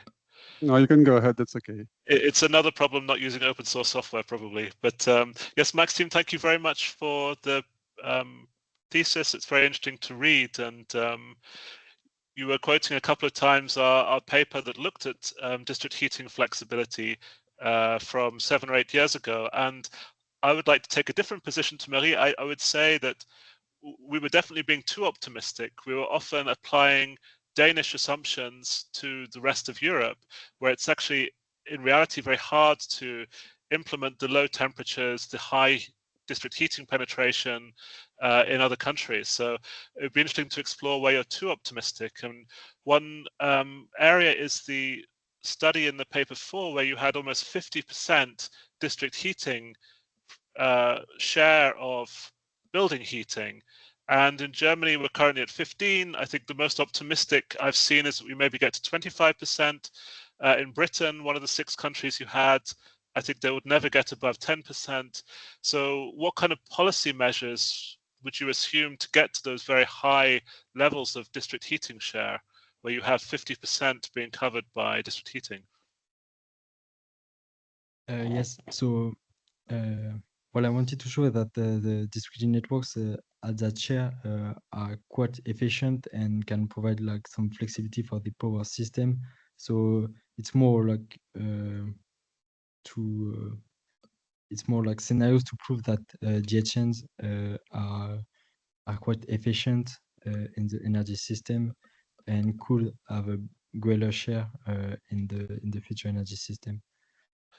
But maybe if you go to slide 32, maybe nice to spend a bit of time here because it's one of the major results of the thesis.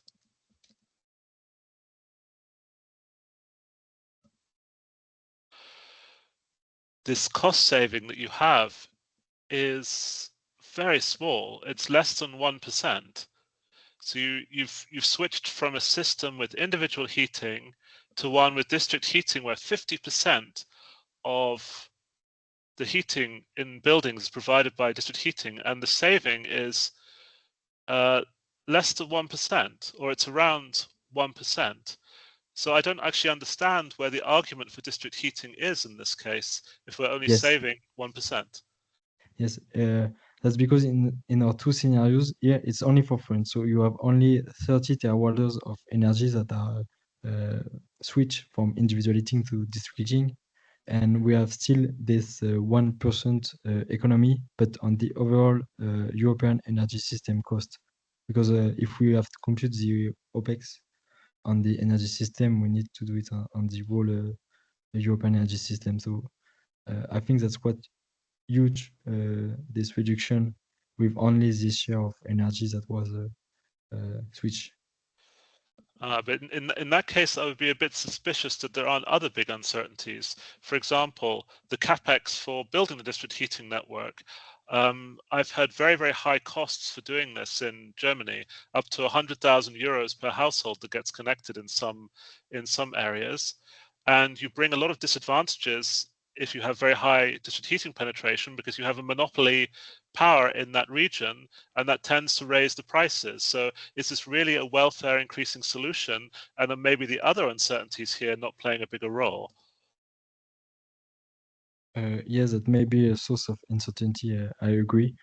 Here for the capex, I used like average capex determined by the literature. Yeah.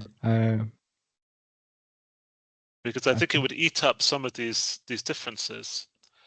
And you've explained a few times that the model is not doing any optimization of the investments, and you're playing the capex versus the opex here. But if you've determined all of the investments beforehand, can we even trust this result? Because there could be some other place in the solution space where we do the individual electrification maybe more efficiently by adding thermal storage in like small water tanks. And on the district heating side, I'm fairly sure if you co-optimize the investments, there'd be lots of room for actually reducing the capex if you allowed the optimization of the investments as well. Do you think that's a reasonable accusation? Yes, it's definitely possible that we find other solution in the solution space. But what I try to prove here is that when we invest in a district heating network with a normal capex, like average capex, so we don't have too expensive capex on the network, then the return on the overall energy system OPEX will be positive for the social welfare. And this is more guide for energy planners. We don't aim in the scenarios to find the optimal scenarios, because like as you said, like we can always find another better solution. But here we try to find some energy planning good decisions for the decision makers.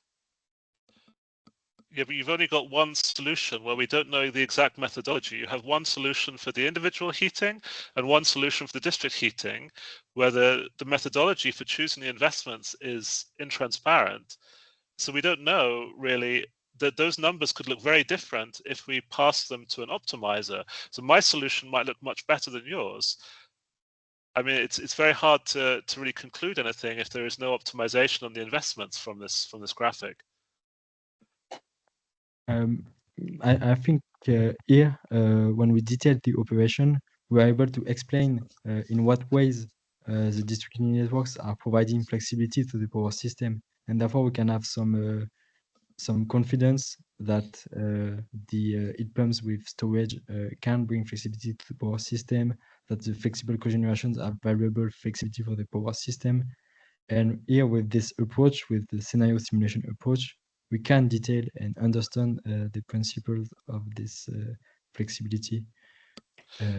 But maybe if you could go maybe 1 or 2 slides further, this flexibility contribution, if I understand it right, is actually very small.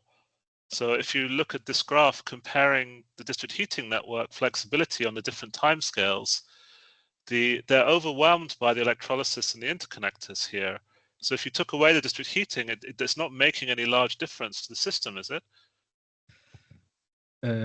It does make a small difference on the interconnectors capacity, but if we do this reasoning on all the flexibility levels, we will only have the electrolysis in the interconnectors. Although we know that for the future power system, we will need some flexibility from electric vehicles and batteries. So this is quite a significant contribution to the power system flexibility. Because I think you're probably being over-optimistic. The way I understood your pit storage modeling is that it doesn't take account of the temperature. So when we've included these effects in our German model, because many of the district heating networks in Germany need 90 or 100 degrees, they need to be boosted. So the output from the pit storage needs to be boosted to get to the right temperature. And this is very unfortunate because it means you're consuming electricity at exactly the time when you need the storage, which is when the electricity prices are high. And what this does is it basically removes the pit storage completely from the solution. So when we do these temperature effects, we get no benefit from pit storage, basically, because unless you're at Danish temperatures of 50 or 60 degrees in your district heating forward temperatures, you need to use so much electricity when you're using it that it doesn't make any sense. So I think this is one of the areas where probably the model is being over-optimistic. And what we've also seen is the capex. Very few countries can get down to Danish capex for the pit storage, and the pit storage business case is very reliant on the low capex. So I wondered, do you know where you took the assumption for the pit storage capex from? Maybe to formulate my comment as a question. Yes, the pit storage assumptions were coming from the Danish Energy Agency.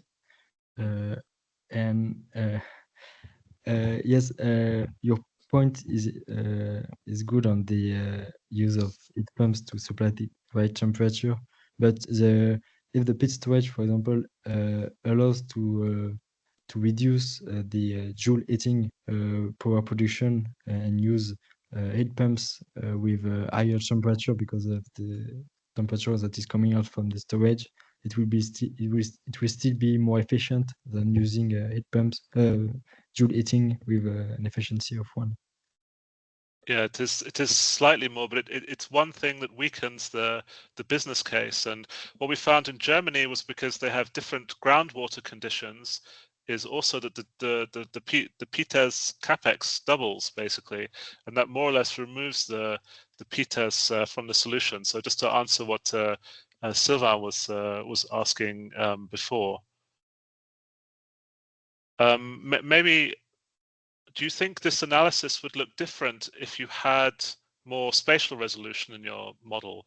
Because one thing we see is that the district heating behaves differently once you have actually multiple regions. So you're modeling just one node per country here. But if you actually had that resolution, so you could model 5 or 6 regions in France, what kind of behavior do you think you would see?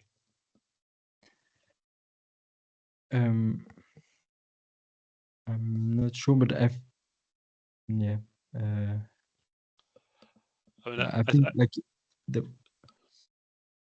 there will be more constraints on the district network operation, but I've already made an effort to better represent them. So I mean, one thing you might see is that you get more flexibility actually operating because it's able to help deload the transmission system. So you might actually see an accentuation of the flexibility on the daily and weekly scales, because you're using then the district heating flexibility to manage the wind and solar in different locations in the grid. So it might actually make a stronger case here for the district heating, perhaps. Yes, yeah, it could be a way. Like I know a paper from Schwaber where they demonstrate that DHN could provide flexibility for the transmission system in Germany. But yeah, it would be interesting to study this. Maybe one final question, says don't want to take too much time either, and many of the questions have been asked before, but the heat pump modeling would also be quite important to understand. So we have heat pumps that are air sourced, that are ground sourced, that are river sourced, sea sourced, and lake sourced, and they all have very different profiles in the system, and they affect the flexibility as well, because those sources have different temperature profiles. Could you say a bit about how you modeled the sources for the heat pumps? And was there any restriction on the heat pumps? I mean, I would have expected more heat pump than biomass, to be honest, from the results from investment optimization. So was the heat pump limited by the source of the heat pump? Yes. So for the source of the heat pumps, we consider, like you said, like different sources. In fact, in the model, they are modeled quite in the same way, but the difference was to compute the efficiency of the heat pumps. We consider the temperature of the source, but we have a variable efficiency depending on the outdoor temperature for the heat pumps. And yes, in our cases, we have less heat pumps than what an optimizer could do, because we wanted to have like contrasted scenarios in order to explore different DHN development path. And yes, in the academic literature, all the studies are demonstrating that power to heat in distributed networks is the most efficient way to supply the demand. But when we look at the energy policies, we see that there is still a lot of biomass in the heating scenarios, especially in France, where power to heat is not even considered. And therefore, we wanted to try different scenarios in the energy system in order to represent all the possible energy system in the future. But when you say you use the outdoor temperature for the heat pump, do you use the air temperature or the ground temperature or the water temperature of rivers and lakes and things? What was the temperature you used there? We have the ground temperature for the cold source of the heat pump, or the lake temperature if it's a lake-based heat pump, and then we have the outdoor temperature to compute the efficiency. We have the temperature of the distribution network, which depends on the outdoor temperature. Okay, that's good. I just wanted to make sure, because if you just use the air source temperature, then you get very low coefficients of performance when it's cold.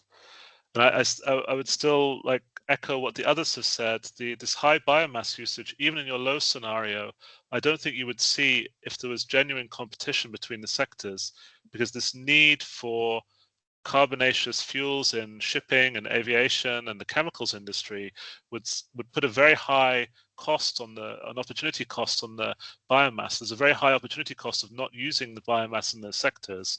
So this would probably push a higher level of electrification than you see even in the low scenario.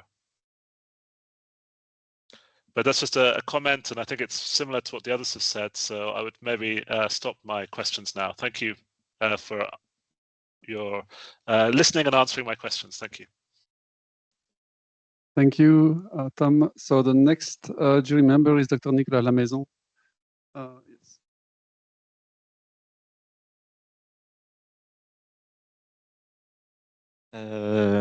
So thanks, Mr. Chairman. I guess I still have lots of questions, but I think we're running out of time, so I'm not gonna ask them all. also because I have to take a train afterwards, so I've probably reduced the number of questions. I will start with a thank you on two different aspects, Maxime.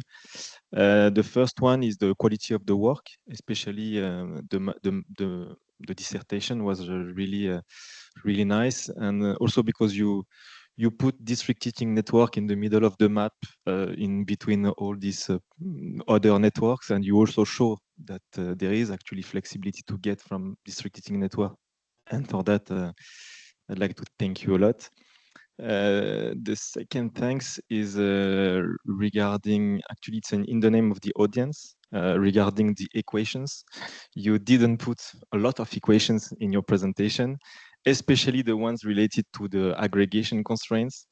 And I'd like to thank you for them, because that can lead to a lot of nightmares afterward. And and yeah, I think they are really interesting, but once you try to understand them, as Sylvain said before, it can be somehow problematic.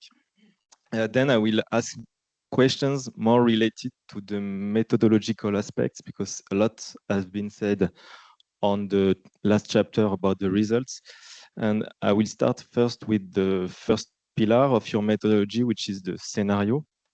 And regarding that, you started as a postulate that you will work on a scenario-based approach.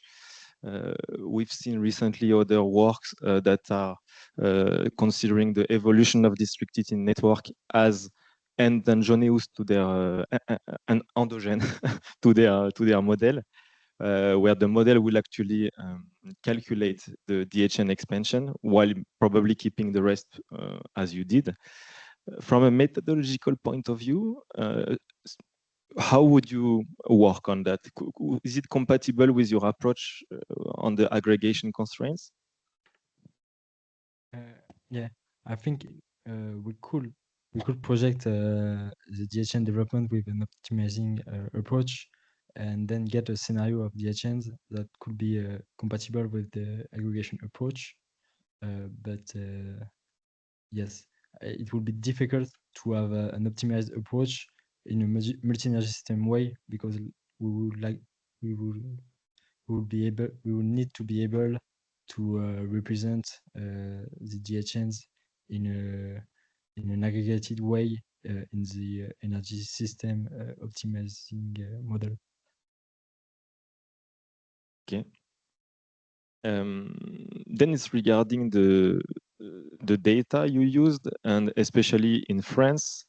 I think for your PhD, you still used a lot of data coming from Synergies projects, at least regarding the demands. I guess in France, you could, I mean, we all know about the CEREMA and the Réseaux tool.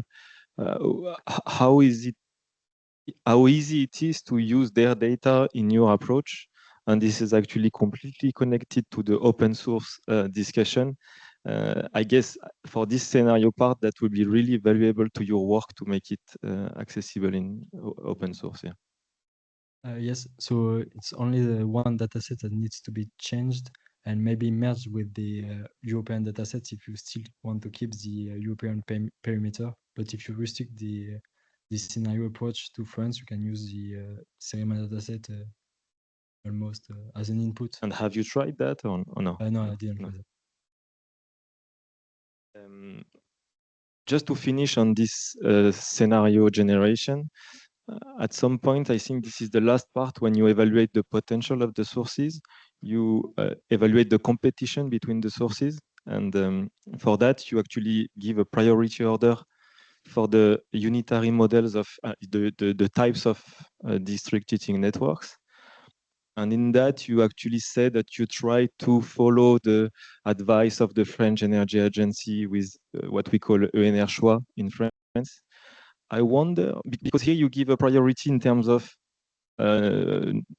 production plants, basically. But generally, this énergétique is more based on the sources directly. Like first, I go for excess heat, then I go for what is left, geothermal, solar, and then biomass.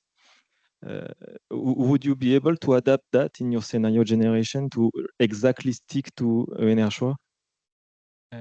Yes, like the difficulty was to translate un choix in my representative cases because I associate one DHN case to one city if I develop it. So all the thing is to have this translation working. And yeah, we could, I think, to really adapt to un choix, maybe we could adapt the DHN cases in order to have more cases or that are representing this merit order. Okay, thank you. Now we'll move to the second pillar of your methodological work, which is the aggregation, which I'm quite familiar with. At some point in the presentation also and in the manuscript, you mentioned that, maybe I will paraphrase that, but you mentioned that no other constraints could be found somehow, that we cannot really do better on the aggregation constraints. I find it a bit strong, that statement. Can you elaborate on that a bit?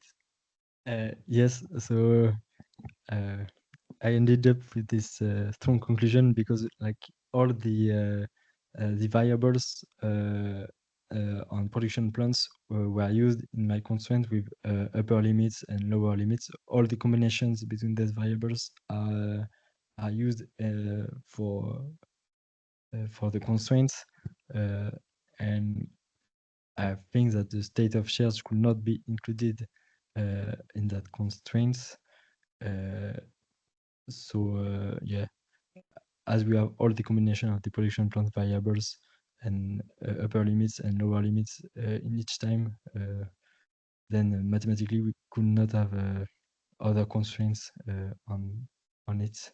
And yes, and also on the second members, if we restrict more the second members of this constraint, we lose the generosity of the constraints, and therefore we lose like the generosity which is needed for this constraints. Yeah, I think this second aspect, which you didn't put here in the manuscript, you just said that we have a lower bound and upper bound to all the variables, but then we could maybe refine this lower bound on these upper bounds, and this is just what you answer now. Anyway, if you tell me that we cannot find any more constraints, that's fine to me, because I don't want to look for new constraints anyway. Regarding these constraints, you also mentioned in your literature review a paper from Bloss, and you said that they have tried to implement aggregation constraints. In what sense they are not good enough, their aggregation constraints, compared to what you Yes. So in fact, in the paper from Bloss, they add some constraint, but more like an intuition, like to restrict the operation of a waste to energy production plant, which is base plant, and therefore they need to restrict their production to enable the use of big plants. But it does not name it as an aggregation constraint, and it does not have a fully approach on this aggregation constraint. This is more like an intuition, and here in this work, I continue this intuition, try to extend it. Okay. Now, maybe it's a touchy question, but you showed in chapter 3 that there is an interest of using disaggregation constraints, at least on a small example. Then in chapter 4, you show a lot of results that we discussed before. I wonder now, what would be the conclusions of this chapter 4 if you didn't have the aggregation constraints on? If you had all the artificial flexibility still on? Yes, I would think like the flexibility from the HN would be at the level of electrolysis if we didn't have the constraints. I'm joking, but it would be more higher if we didn't have the constraint, because we will be able to better optimize the operation of the distributed networks if we didn't have the constraints. Did you try that? Or? No, I didn't try that because of time, but yeah, it would be interesting. Yeah. I really wonder how how high would it be actually, because we still work with a limited capacity of DHN. Yeah, but as we have seen in the chapter 3, that the energy flows were quite misrepresented without the constraints. I think the result will translate on the flexibility indicators. Okay, now we just wrap up with some questions for the openings, for the perspectives maybe. There is one thing about the demand side of heat. You mentioned somewhere in your manuscript that individual and district heating optimization of the demand would be similar anyway. I mean, I think Professor Brown said before about domestic hot water tank that could be optimized to smooth out the demand or something. I have the feeling that optimizing the demand on a district heating network would be more impactful, more powerful than optimizing the demand at the individual scale. Can you reflect on that? Do you have any opinion? Yes, I did not consider it in my thesis, so we just made the assumption that they were comparable, and therefore we could only study the DHN supplementary flexibility contribution. But yeah, maybe it can be higher in the district heating networks because you are able to aggregate the heat demands, and therefore you can have a powerful management of demand for flexibility. But yes, that's the path to explore. Maybe even potentially even out completely the peak generators using flexible demand on district heating. Yes. Okay. Maybe yes. Two things also to bounce on the comment of Professor Brown regarding the different regions. If you model France with 6 or 7 regions, it feels like there is something to look at regarding the conjunction of the electrical network, something that you didn't look at all in this with the interconnections, I guess. Am I right? Yeah, I didn't look at it. And also maybe if you had the chance of doing that with 6 or 7 regions, could this tool be used to help on the localization, at least at the scale of these 6 or 7 nodes, localization of power to X or data center, where we consider a lot the electrical connections for these systems, but maybe not the localization of district heating to reuse their heat. Yeah, I think it could help. But what would be interesting also regarding this excess heat sources that you mentioned is to locate them where where there is heat demand, like in cities where you have heat demand but no local low carbon sources. Could want to locate the power to X excess, the power to X facilities. This is not immediate because in district heating networks you are close to a city, so the cost of the field is higher, but yeah, it could be interesting. And we could use the scenario generation method to locate, to identify the location where it would be interesting to have some of these heat sources. Okay. And the last questions regarding district cooling. You mentioned that a bit also in your final chapter. What do you think will be the flexibility to look at regarding district cooling with respect to what you showed us on the screen on district heating network? Yes, so district cooling are using electrified technologies to produce the cooling. So the flexibility could come from the modulation of this power to cooling demand, and this modulation could be made possible with cold storage that are already developed in certain networks. But yes, but the flexibility from cooling networks could be a bit lower than heating networks, in my opinion, because you have less production technologies that are not using power as an input to replace the power to cooling demand when the power price is too high. So maybe the flexibility may be a bit limited by that. Yeah, then I'm happy with this answer, so I will I will close now. Thanks. Okay, thank you. So the last word from the jury goes to the promoter, Robert Girard. Okay, thank you. So I would like to thank first all the jury members for their active participation and this very interesting defense. I think we're really honored by the quality of the jury. And also I want to thank Maxime, obviously, for your work. It was very interesting to work with you in this subject. I really appreciated that you were able to go through all these chapter steps and finally obtain these results in chapter 4, which are really, I think, very interesting and give a global overview of the value of district heating network. Although, as you know, I think this part of your work would be one that would benefit the most from complementary analysis. But as it has been said during the defense, there are lots of open questions, and that's I think that's what happens when we do good research. We open doors, and so I'm really happy with that. So thanks a lot, Maxime.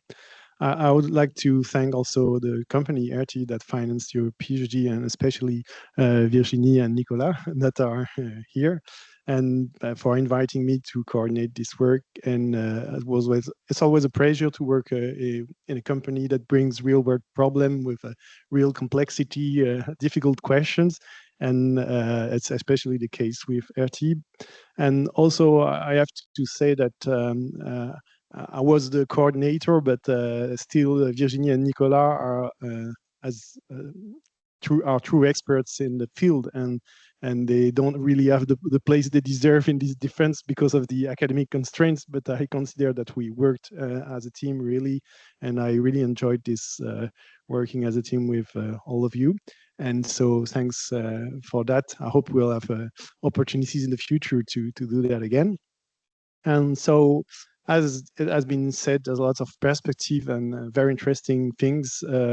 Some of them are we work on an ongoing project. Maybe there will be new stuff coming out of this discussion in the future. And I'm especially interested in the coupling with industry. We didn't talk a lot about this, but it was with power to X, the transformation of the kind of excess heat we will recover, and that's I think that's a very interesting topic that was not because you worked a lot on district network for residential and tertiary sector, although you took this waste heat coming from industry.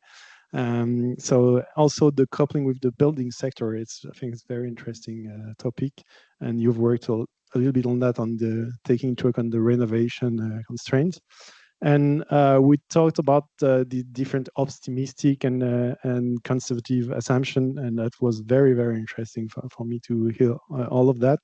I have to say that on my side, I think this electrolysis pumping up like that is a bit over optimistic for electrolysis. I mean, for the hydrogen system, maybe we're a bit optimistic on what will be the role of hydrogen system, because it also has it will have a lot of constraints in terms of operation that maybe sometimes we are not modeling these enough, and it might be not as big as we thought before.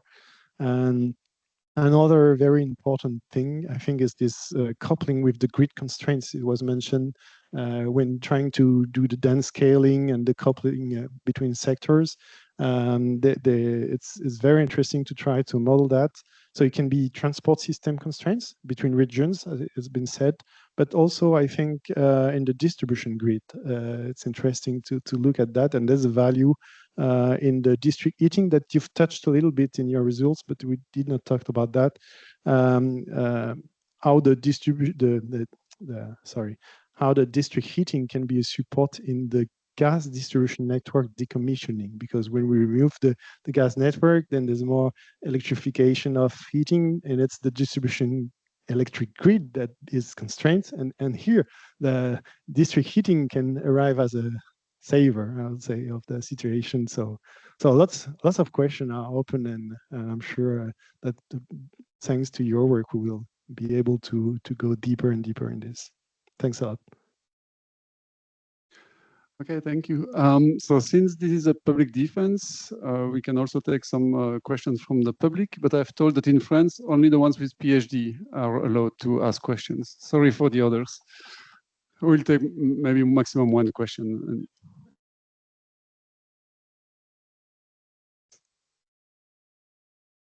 Okay, so if there is no question from the public, then I think we can close the session, and the jury will now go to deliberate in another room, and then we will be back here in a few minutes.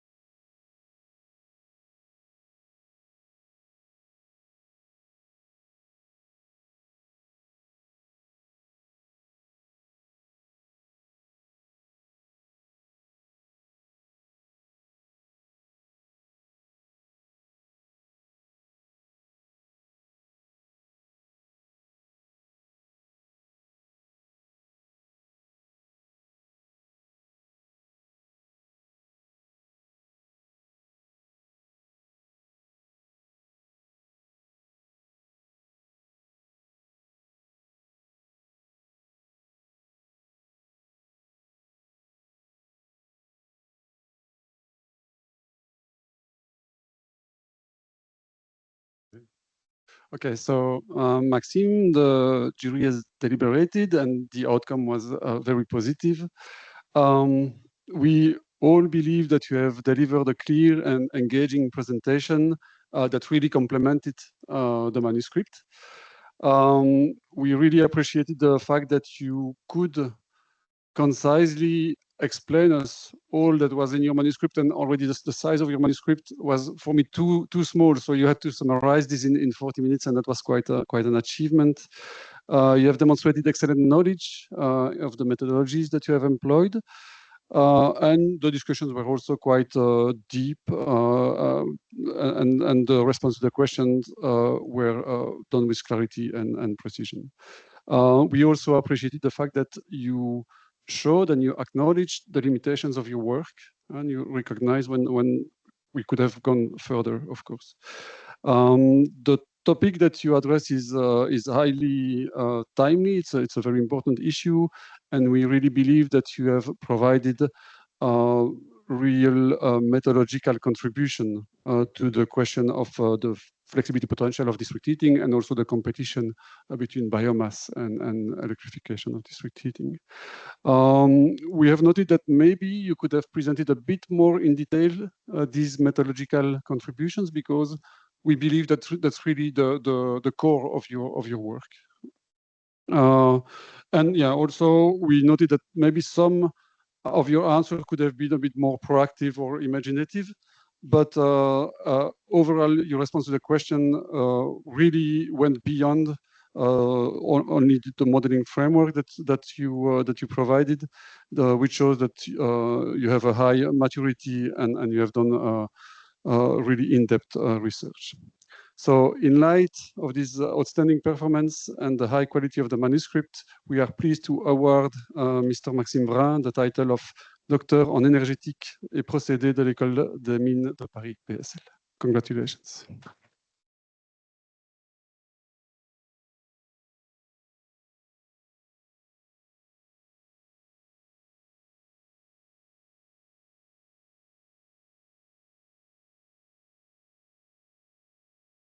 So yeah, I'm going to thank all the members of jury for accepting to review my thesis, especially Professor Quelle and Professor Lund for accepting to be rapporteur of the thesis. And thank you for the discussion. It was very intense, but very interesting. Like, we have seen different views on the assumption on the flexibility of district networks, and I thought it was really interesting. Yeah, I'm going to switch to French to answer the different persons that are here today. D'abord, je voulais remercier mes encadrants de thèse qui, j'ai travaillé pendant ces 3 ans. C'était une relation hyper saine et constructive de travail. Donc merci Robin pour ton énergie qui est très contagieuse, et toutes tes idées qui m'ont permis de mener à bien cette thèse. Merci Virginie pour toute ton aide, que ce soit pour des questions très précises techniquement ou pour ta hauteur de vue sur les sujets de recherche énergétique. Je pense que la R&D de RTE te doit beaucoup. Merci Nicolas pour ton esprit critique et ton humour, qui sont toujours très appréciés pour distinguer les bonnes idées des mauvaises en matière de transition énergétique et d'intelligence artificielle. Je voulais aussi remercier Thibaut et Nicolas du CEA qui ont contribué à cette thèse indirectement en nous aidant à gagner en compétences sur les réseaux de chaleur. Une grosse partie de la thèse, c'était de mieux prendre en compte les contraintes des réseaux de chaleur dans les modèles multi-énergies. Et donc pour ça, il fallait mieux comprendre ce qu'étaient les réseaux de chaleur. Donc il y a ce partenariat avec le CEA qui était très constructif. Je voulais aussi remercier tous les gens avec qui j'ai travaillé, que ce soit au centre Percé, d'Antibes ou à RTE, bien sûr, tous les doctorants, alternants, stagiaires avec qui j'ai travaillé à RTE, qui sont juste géniaux, très engagés et très intelligents. Ouais, et du coup, dédicace à mes amis qui sont ici dans la salle, alors qu'ils sont très loin des sujets de transition énergétique, et ça fait plaisir de les avoir là. Je pourrais dire que c'est une bouffée d'oxygène de les voir de temps en temps, mais en fait, c'est plus que ça, genre. Et, et merci d'être là. Vous êtes juste géniaux tous. Et ouais, juste, je voulais remercier ma famille. Je pense qu'ils sont plus connectés, mais ils ont dû se connecter à un moment à distance. Merci mes parents de ne pas m'avoir trop poussé à faire des études et à faire l'école. Vous m'avez pas dégoûté de l'école et vous avez suscité chez moi, je pense, de la curiosité et un esprit critique, un dépassement de soi qui qui m'ont aidé pour mener à bien cette thèse. Aussi, merci à mon petit frère, avec qui on peut paraître si différents, mais on est les mêmes à l'intérieur. Bref, merci à tous d'être venus là cet après-midi. Et maintenant, on va prendre un pot pour fêter ça. Ah ouais. Le serment, on peut refaire. Nous, on a tiqué que tu avais eu le serment. Là, ça va devenir solennel. En présence de mes pairs, parvenus à l'issue de mon doctorat en ingénierie des systèmes et ayant ainsi pratiqué dans ma quête du savoir l'exercice d'une recherche scientifique exigeante, en cultivant la rigueur intellectuelle, la réflexivité éthique et dans le respect des principes de l'intégrité scientifique, je m'engage pour ce qui dépendra de moi, dans la suite de ma carrière professionnelle, quel qu'en soit le secteur ou le domaine d'activité, à maintenir une conduite intègre dans mon rapport au savoir, mes méthodes et mes résultats.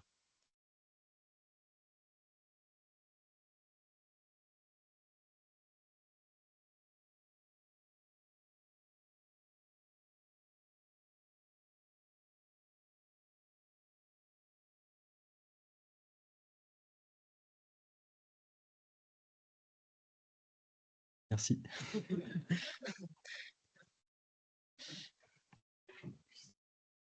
Merci.